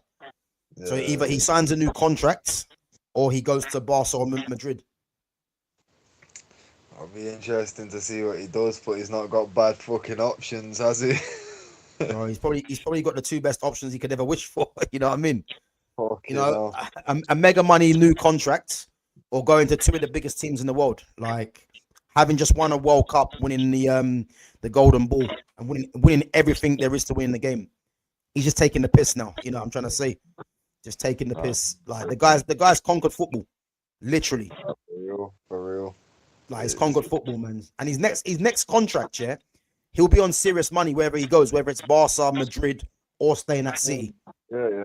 Like, massive money contract. This one. He's laughing all the way to the bank, man. I'm telling you. 100%. You can't even blame him, man. You can't even blame him. Top player. And, you know, there was too many people, you know, what made me laugh here is that when Rodri was out injured, people were forgetting about Rodri. When people were saying, you know, and even I was guilty of it, yeah? When people were saying, who's the best midfielders in the world, Rodri's name wasn't really getting mentioned because he was injured. And even when he came back, loss of form, it looked like he, you know, was losing track of the Premier League in terms of the pace of it. And look at that. One World Cup where he was the best player in that tournament by far. All of a sudden now, this guy's restored his has been restored back to his throne. You know what I'm trying to say? So yeah, man, it's crazy how football works like that, isn't it? Trust me, bro. Trust me. You know? But yeah, no. I mean, have you heard any news about United today? Anything? Nah, nothing. You know, the only fucking thing about United, like I'm just getting like I know that you're of the mindset of, well, because of the two deals we did, we're clearly going about business in a quiet way. Anything Mm, could develop with no news, but yeah, with the day that passes, I'm just getting more and more frustrated. Like I've yeah. seen a thing before. You know what? Yeah, let me find it because I Mm, swear I took a screenshot, bro. It's about the signings made, yeah.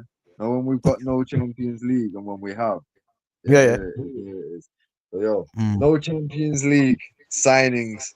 Di Maria, Zlatan, Pogba, Casemiro, Martinez, Cunha, Euro, De Ligt, and for the man that like him, Bruno. UCL signings. Amrabat, Hoyland, Mount, Lee Grant, Onana, Delo, Fred, Santos, Dan James, bro, you're taking the piss. You're taking the piss. This is how we prepare for Champions League. They're the type of players that we can attract with no Champions League, but when we got Champions League, we're going for this. You're taking the piss. You're You taking know the what, though. I hear the frustration. In it. I do, yeah. The only thing the only thing I'm banking on, yeah, is because listen, in your so far, yeah, you'd say apart from Yagati, every signing that they've done has been a good signing in my eyes, yeah. So what I'm banking on, yeah, they know that because I'm even hearing talk about United might not sign another midfielder or another player. Yeah, and the thing is, I'm just not believing that rubbish, and I'll tell you why. Because they know, yeah, they are gonna face backlash from the fans if they happen to just go through this rest of this window. There's 3 weeks left, yeah. There's no way that they're gonna just sign two players. I refuse to believe that because it wouldn't make any sense for them to go and do that. So my thing is, yeah, the window's still open. We are definitely gonna sign. Remember we said as well 5 minimum. Yeah, yeah. I'm still of that opinion. We still get 5 players because them getting Tillemans and Andre Santos. The best thing about them deals is that no one had a clue that they were gonna go and do them deals.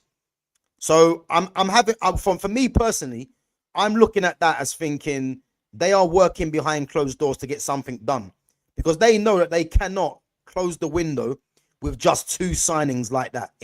And again, they're two very good signings, but when you're coming to a season thinking 5 signings as a minimum and you get two, they're not dumb. They're not going to risk that. Yeah. So that's why I'm choosing to just be optimistic. But yeah, I hear your frustration because I'm frustrated because I'm thinking I'm bored now. Just get some signings in, but I just believe they're just working behind closed doors, trying to get things done.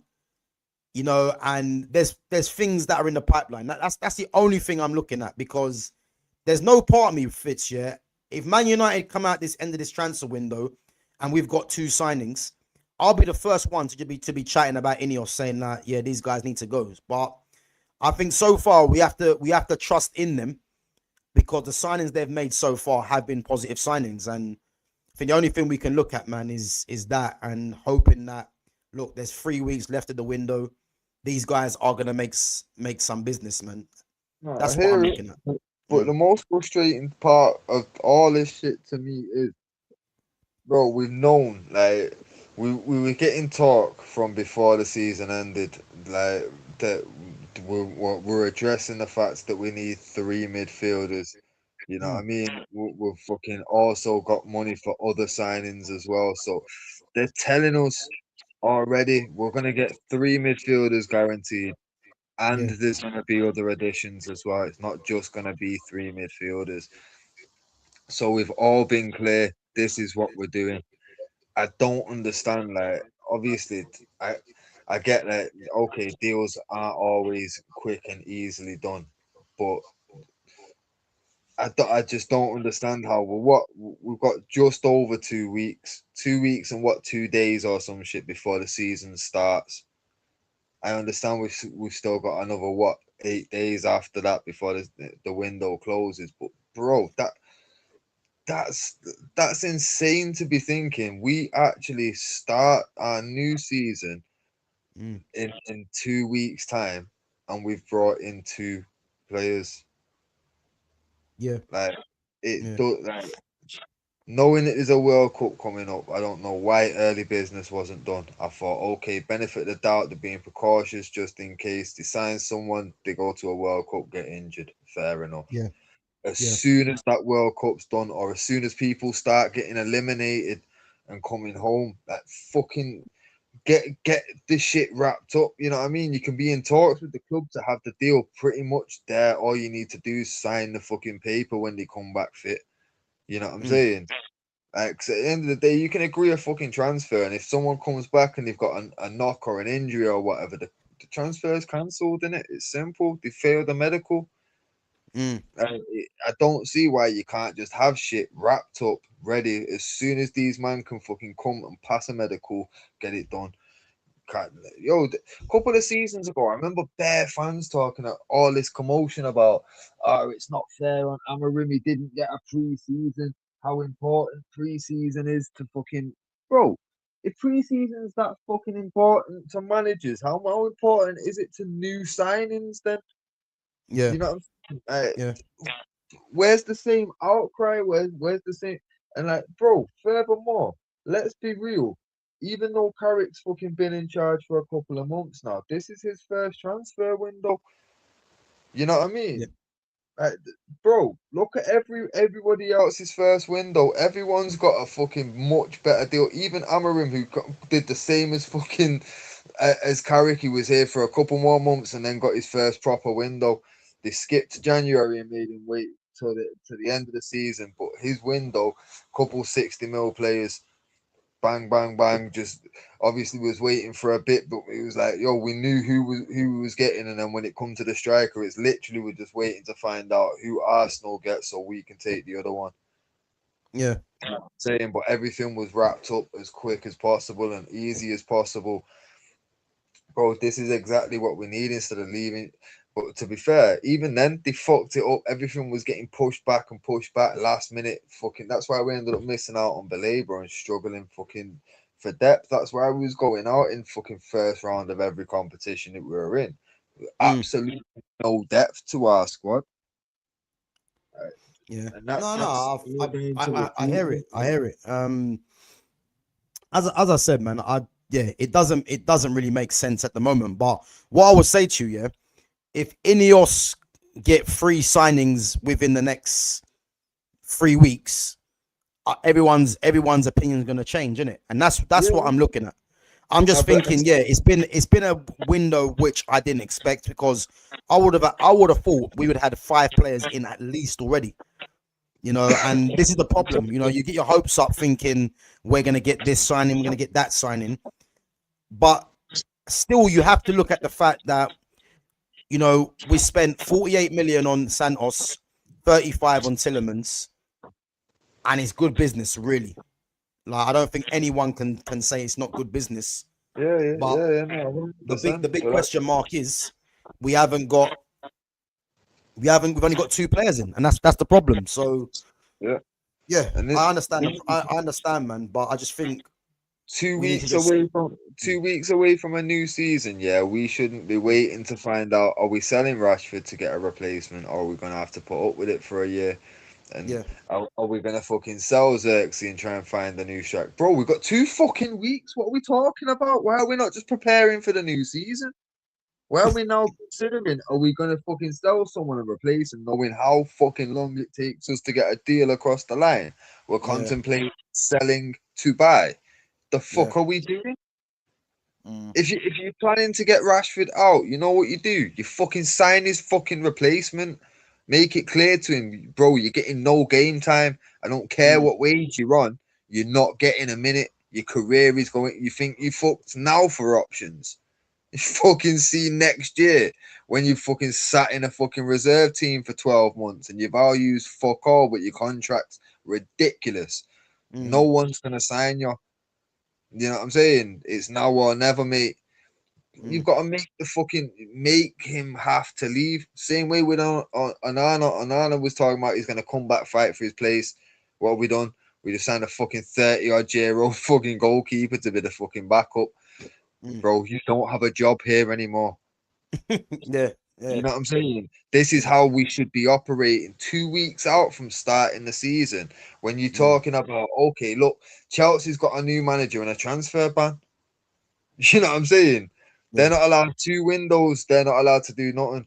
Bro, why are we not making the most of this? Liverpool's just got a new manager. You know what I mean? City's just got a new manager.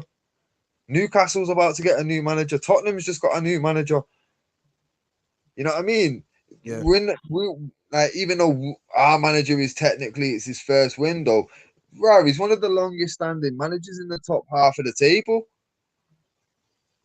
You know what I'm saying? Like, just with having a couple of months under his belt, it's fucking ridiculous. We should be realistically looking at it saying, this is the opportunity. Everybody else, it's unknown territory. Yeah.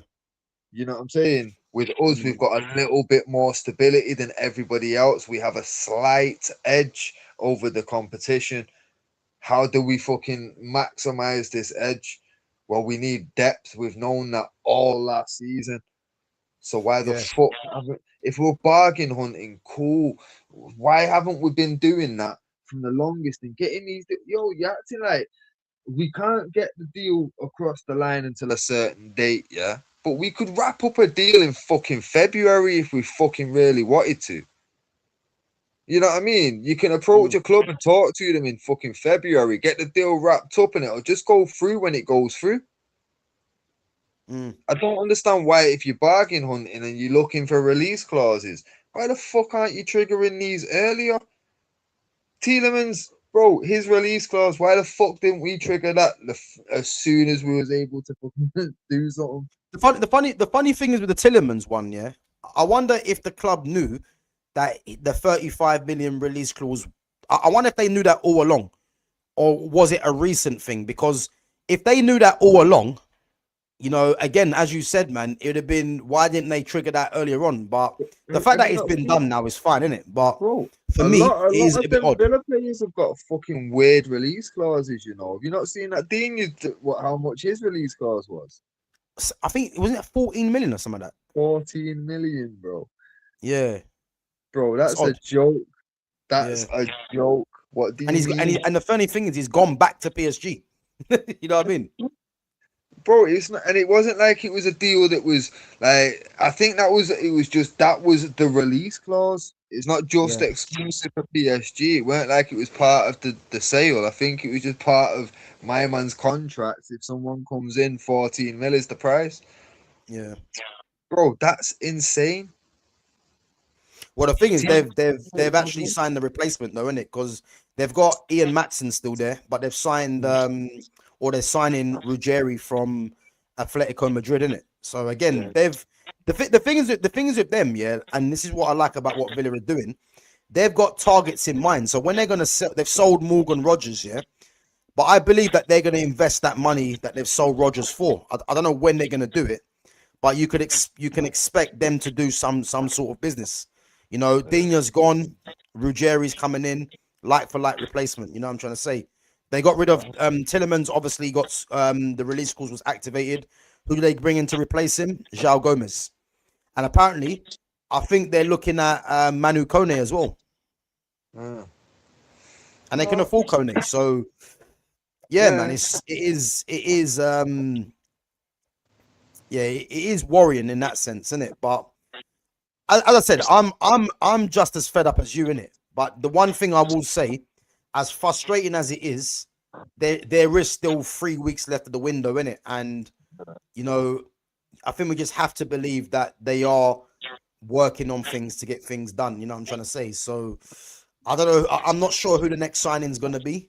You know, obviously let's talk about Lewis Hall, but I've never thought Man United were ever signing Lewis Hall. And for me, Lewis Hall was always going to cost about 70 mil. There's no way you can be spending that on a left back.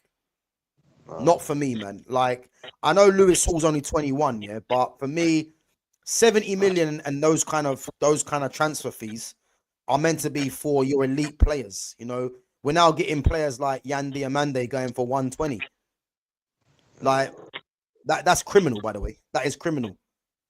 So I don't believe United spend 70 on Lewis Hall, and now Bruno Guimaraes is gone. I very much expect Lewis Hall to stay there because, and I think there's been reports saying that because again, they don't need the money, and they're only going to ask for something ridiculous that no one's really going to play. No one's really going to pay anyway. You know what I'm trying to say? So, but yeah, man, it's frustrating. And to answer this question, would you both like Adams or Berger in midfield? Listen, Sander Berg's a very good player. He is. And if it's a case where Man United signed, let's say Man United signed 2 more midfielders, for me, it's got to be a left-footed one.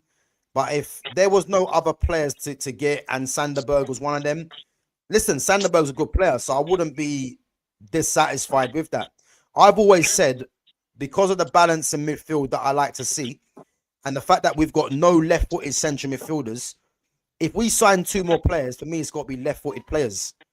But Sander Berg would be a good addition. Tyler Adams, I think Tyler Adams is a decent player, but I don't want to see him playing at Man United. You know what I'm trying to say? And the fact that we're talking about Adams, you know, yeah, it's not for me. But again, Man United need to look at what profile of player do they need. And this is why Sander Berg is in the conversation. You know, and I don't think people should be turning their nose up at Sander Berg because Sander Berg's actually a good player. It's only because his name's Sander Berg and he plays for Fulham why people are not really rating him. You know what I'm trying to say? But in terms of what he can offer Man United, he is a good player. But I don't know who Man United looking at. That's the thing, you know. And as I said yesterday or the other day, you know, no news is good news in a sense sometimes, you know, even though if it is frustrating.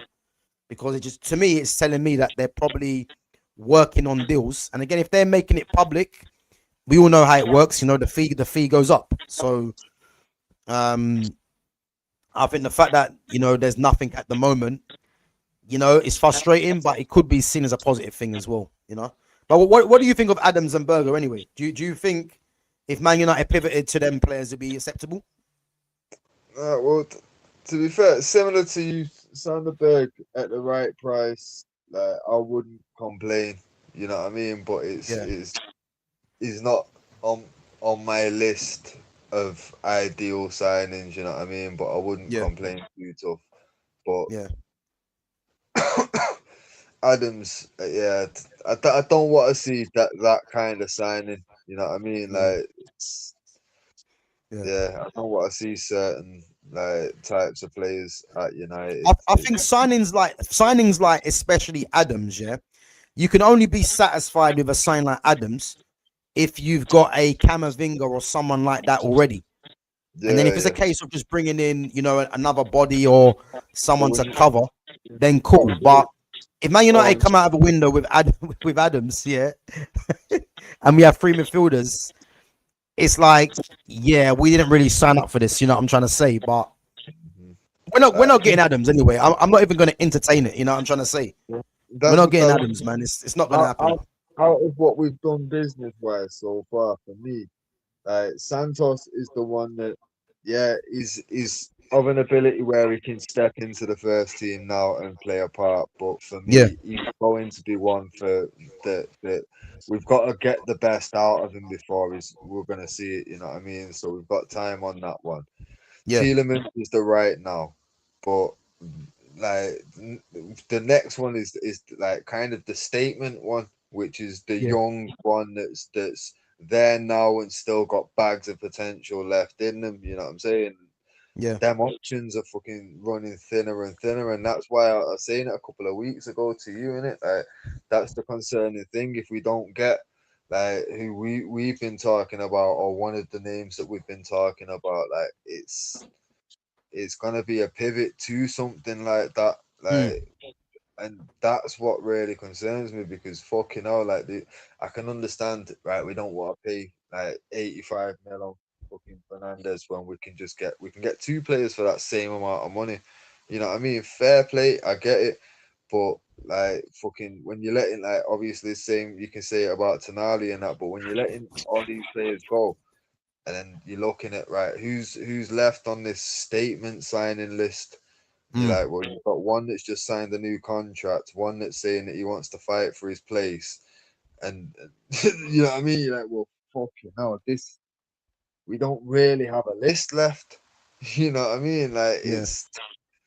it is actually concerning to me the fact that now people are even contemplating like I say, Sanderberg, I wouldn't complain, but again, like that's not the sign that's needed here. You know what I mean? Even if we only get one more midfielder and we only got Sanderberg, now I'm complaining. But you know what I mean? I'm saying if we got Sanderberg as well as, because I'm in my eyes, the next fucking midfielder signed needs to be the statement, needs to be the direct Casemiro replacement.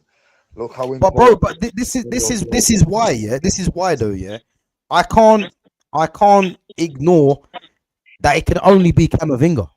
That's what essentially at this point, yeah, because It has to be Camavinga, and I you know what I heard the other day, yeah, and I believe it's true because at the moment, yeah, Camavinga is digging in his heels, but it all depends on Real Madrid signing another midfielder or him to just be definitively told he's not wanted, yeah. I believe United are waiting for Camavinga because there's not every day, yeah, you get a player that's 23 years of age, that's experienced, that's as good as him. He fits the profile of what United need for me, and he can play at left back in an emergency. Yeah. And you're gonna get him for a price that you shouldn't really get a player of his level for that. Not to mention, United have already shown the kind of prices that they're spending at the moment. For me, it has to be him. And I think they and I heard that they want Camavinga, but they're just waiting on Camavinga to show that to let Real Madrid know that he does want to move eventually, or for Real Madrid to start pushing him out. Because other than that, yeah, this whole statement signing, I mean, where's that come from? Is that come from Ineos? Is that just fan theory? No, You know what I mean? No, because there was a statement put out essentially about the three profile. Like when they mentioned that fucking we're going to be signing three midfielders, they were allotting like 150 million for these three midfielders, and it'd still be funds available for other signings. They mentioned essentially a marquee signing was the terminology that they used in it. A marquee signing, fucking essentially one for the future, and like a fucking one that's a first team fucking like player essentially, but more of a squad player in it, like can come in and out of the starting 11, which for me, that's Tielemans. The one for the future is fucking Santos. So now the only thing that's left, Is the statement signing? Yeah, is that statement, the Yeah. marquee, And this is the thing, bro. Yeah, when you actually think of it like this, yeah, when you actually think of it like this, if I'm looking around all the top teams in the world, yeah, are we gonna get anyone from Barcelona that's a top name? No. Yeah. Pedri, De Jong, no. Real Madrid, again, we spoke about Camavinga. Valverde was another one, but Valverde's not going to go because again, Valverde is actually the new captain now because Carvajal's gone now. You know what I'm trying to say? So that's not going to happen. PSG have got Fabian Ruiz. He's not going nowhere. Neither is Vitinha, João Neves. They're not going anywhere. But then you got Warren Zaire-Emery. Now, the reason why I don't think Zaire-Emery is going to happen is because Zaire-Emery is from Paris and he's going to cost about 80 to 100 million probably as well. Bayern Munich, there's no one. Kimmich is their captain, so that's not going to happen, or their vice captain. Then you look at Premier League. Man City, no one. Liverpool, no one. Arsenal, no one. Chelsea, we've already got Santos. So to me, yeah, the only and we're not going to get Tchouaméni because Tchouaméni signed a new contract and Mourinho wants him. So if we are going down that route of Premier League proven experience, Tielemans, up and coming Santos, and the statement signing, it can only be Camavinga. it has to be Camavinga. Yeah, Because otherwise, if it doesn't happen, there ain't no one else. Yeah, because the names that were getting thrown about in the group, so like when people was saying like fucking, you see the more of a squad player signing, that's where Edison Yeah. was falling into it. You know what I mean? Yeah. So he would be that one there. You know what I mean? Yeah. What I think happened with that, obviously, there was a bit of a fitness concern anyway, and then obviously I think that's where they found out about the release clause. Like thinking of it now, Mm. I think Tielemans might have mentioned something to Lamens about his release clause whilst they were away. Yeah, possibly. Because Possibly. it would make sense in why What? they What? see, You think Lamens went back to the club and said, like, yo, just so you're aware, Tielemans has a release clause of 34 million or some shit. Like, 'cause Ferguson used to do that shit, so why wouldn't Michael Carrick say the same shit to the lads? Like, yo, you know what I mean? "Nah, bro, Fucking, listen, it could. It sounds wild, but it could be that." Because my thing is, like I'll be honest with you, I never knew he had a release clause, and it's one of them things where was there many teams that knew that he had a release clause? Because you would I think, heard someone the other day, say, the likes of Arsenal and all these teams wouldn't sign Tielemans. That ain't true. nah, That's not true. If you've got a player of Tielemans' level, Tielemans is what, 28 or 29. He's 28. experienced in the league and he's got a release clause of 34 million. You mean to tell me if you did a midfield player, you wouldn't go and get him?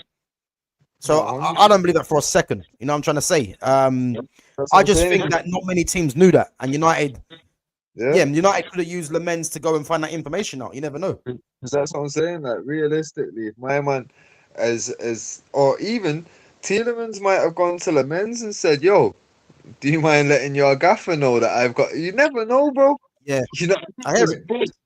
like it didn't take long to get contracts wrapped up, did it? It seemed like it was, yo, we've paid the release and it's a Mm, done deal.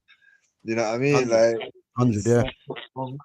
So realistically, I wouldn't be surprised if we was going for Edison, and then obviously a little bit of injury concerns delayed it.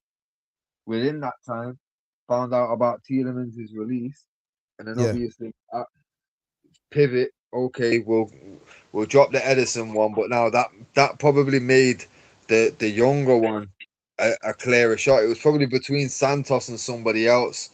But if they were going for Edison, who's a bit more defensive, they'd have probably gone for someone a bit more like forward thinking in the younger one, in it. Like we've got Mm, Tielemans now, who's going to be going forward a bit more. So we've probably gone with the younger one being a bit more defensive minded. yeah. And the marquee one, it was always like linked like Tonali, Chouameni, Camavinga, them kind of level names. It's like if you look at it now, most of them are fucking gone or off the table. It's like there's only really Camavinga left, but that's a dangerous game because Yeah. fucking all it takes is for Mourinho to get there and say, you know what, I like you actually. You know what I mean? Like, Mm. and then where do we go?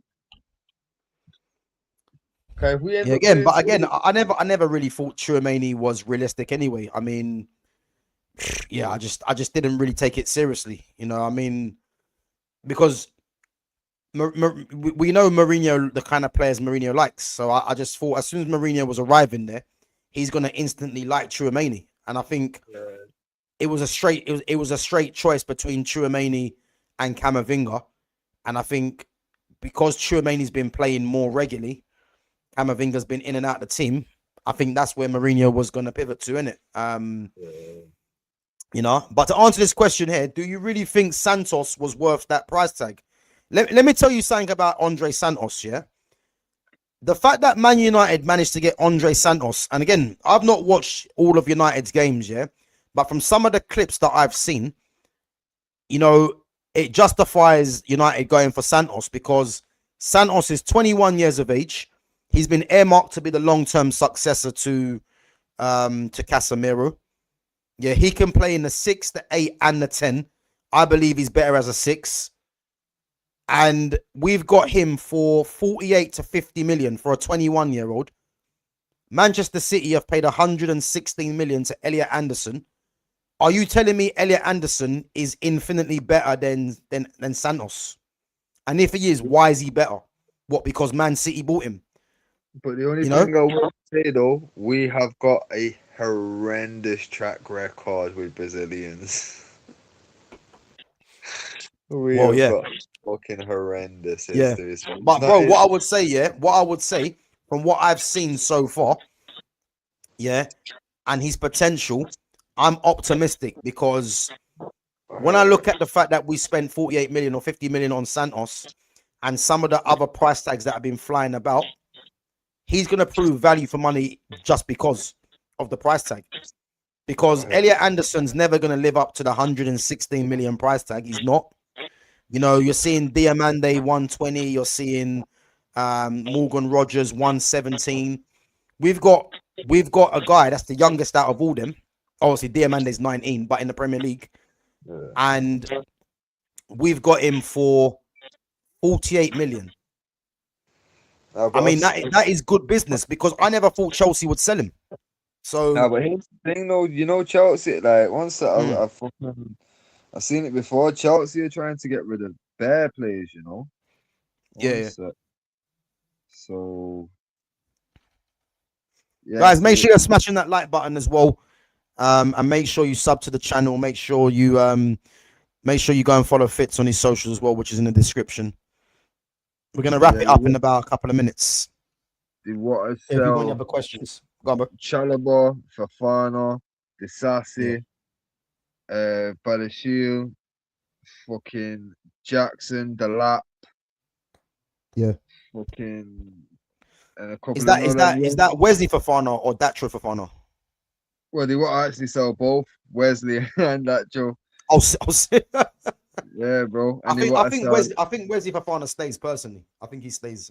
And they want to sell that is it David Washington and that Mark Gay or whatever, the youngsters. Oh yeah, they want to sell them as well. Yeah, they want to get rid of them. And to be fair, there's a few that they want to loan out as well, isn't it? Like Mudryk and obviously Garnacho was on that list.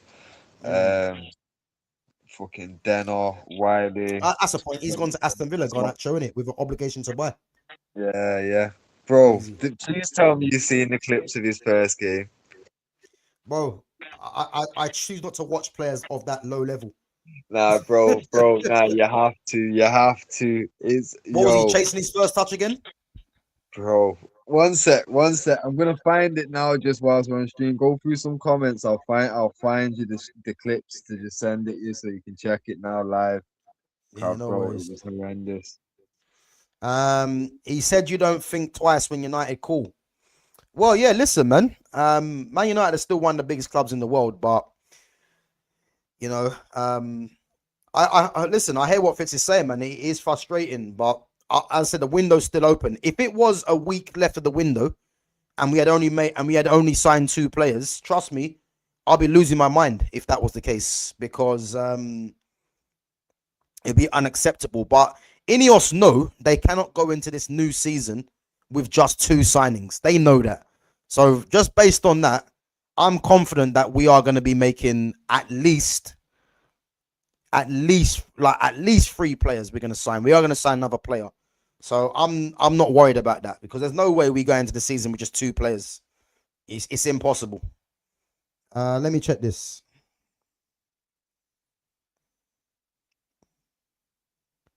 Let's check this.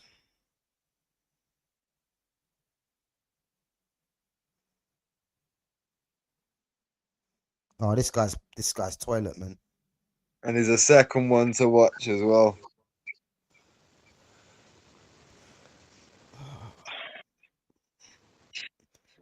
And bro, we had people out here telling us that this guy would end up at Real Madrid. Maybe they meant, yeah, he'll end up at Real Madrid watching the game from the stands. You know what I'm trying to say? There was people out there saying that this guy is going to be a world beater. You know what I mean? It's almost as bad as one of the comments I I was going back and forth with one guy on Twitter trying to tell me that, you know, Brandon Williams is the next coming of Dennis Irwin. Bro, I couldn't believe it. He actually said that. You know, I wish I could find the comment. Adamant because Brandon Williams can play left back both sides is the next coming of Dennis Irwin. You know what I mean? Madness, absolute madness. But yeah, listen, this Garnacho guy is he's comical, man. He's comical. Like how we still playing Premier League football is just a joke. Let me see this one. Oh my lord. Yeah, he's poor, man.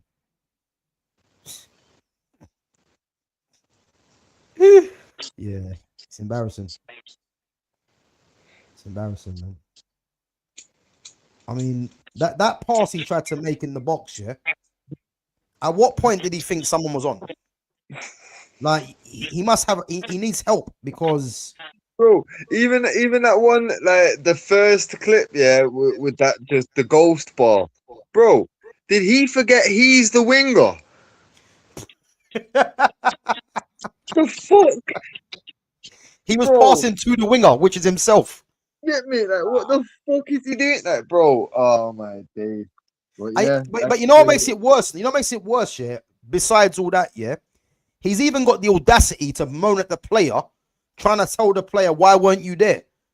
Yeah. You see what I mean? Bro, like the funniest parts about all is my man's actually followed Sancho in order of clubs. Yeah. And on top of it, like, bro, remember the reason like that was like the final straw why we were selling him was because my man posed in a Villa shirt.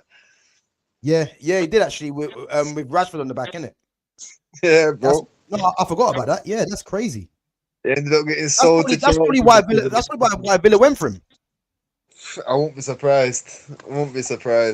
But fucking hell. Bro, he's one of the worst footballers I've seen, man. And you know what makes it funny, yeah? When he scored that overhead kick against Everton, like, let's face it, great goal, yeah. But you see when you're not educated, yeah.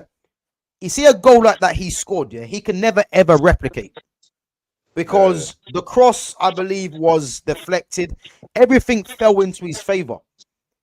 Like, that wasn't practice. That was just off the cuff, yeah. Those kind of goals you can't really recreate. You know what I'm trying to say? But fans thought he was a world beater because he done that. And it's like, those goals can't be replicated. Like, and that's what you're dealing with. You're dealing with people that just have some weird opinions. And all of a sudden you're seeing the guy, you know, running the ball out of play. We were being told that this guy would end up at Real Madrid. And the same person that said he'll end up at Real Madrid is now the same person crashing it on him. You see what I'm trying to say? These guys are always late, man, and they always wake up at the end. It's embarrassing. Embarrassing, man. Fucking idiots. You know what I'm trying to say? But yeah, listen. Good riddance to that guy, man, because he was terrible. Terrible player. But guys, listen, we're gonna wrap it up anyway. So yeah, obviously our all-time 11, Lyon, doesn't I mean, what was it? So we got 4 players against Monaco. You know, I thought it would have been a lot closer than that personally. And if they're only getting in 4 players, they're only going to get in 1 player from that against PSG, and that's Benzema. So yeah, there was no point doing that, man. I'll tell you now, this Marseille side, boy, it looks like it's. You know what? I think I need to go through the Marseille team again because I've actually forgotten the players I've got down. Bro, they've got a couple of bad boys there, you know. They've got a couple of bad boys to go for. Okay, yeah, I'll give it a check, man. I know there's a certain somebody, man, that needs to be there as well. So, yeah, man. Yeah, no, we'll be doing that. So, guys, yeah, we are going to be back next week, Thursday, at the same time for the Marseille one.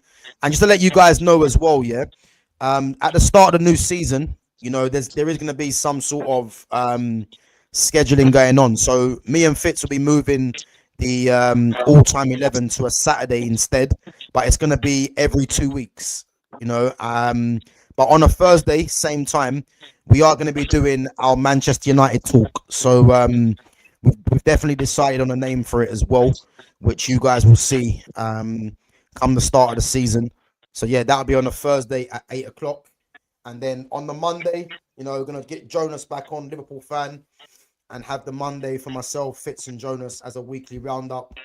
And then the other days, as said as well, will be sorted out. So yeah, come the new season, there'll be a couple of new things we'll be looking at for sure.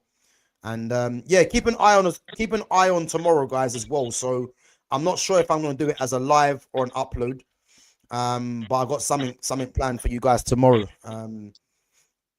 So yeah, keep an eye on that, man, if you're interested. Again,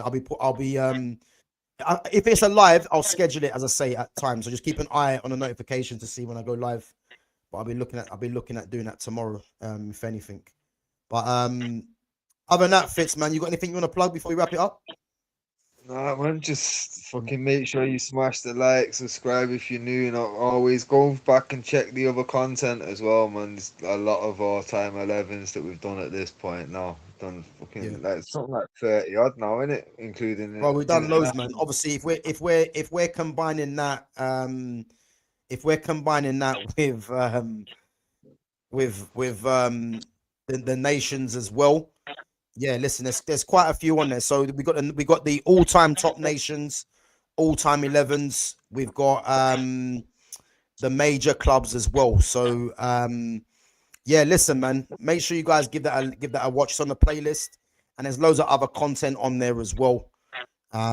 Big up to Lumi Rain as well with the jewels, 200 jewels. Long time, Lumi, where you been hiding? But yeah, now big up to yourself. And as I said, yeah, we are going to be back next Thursday for this.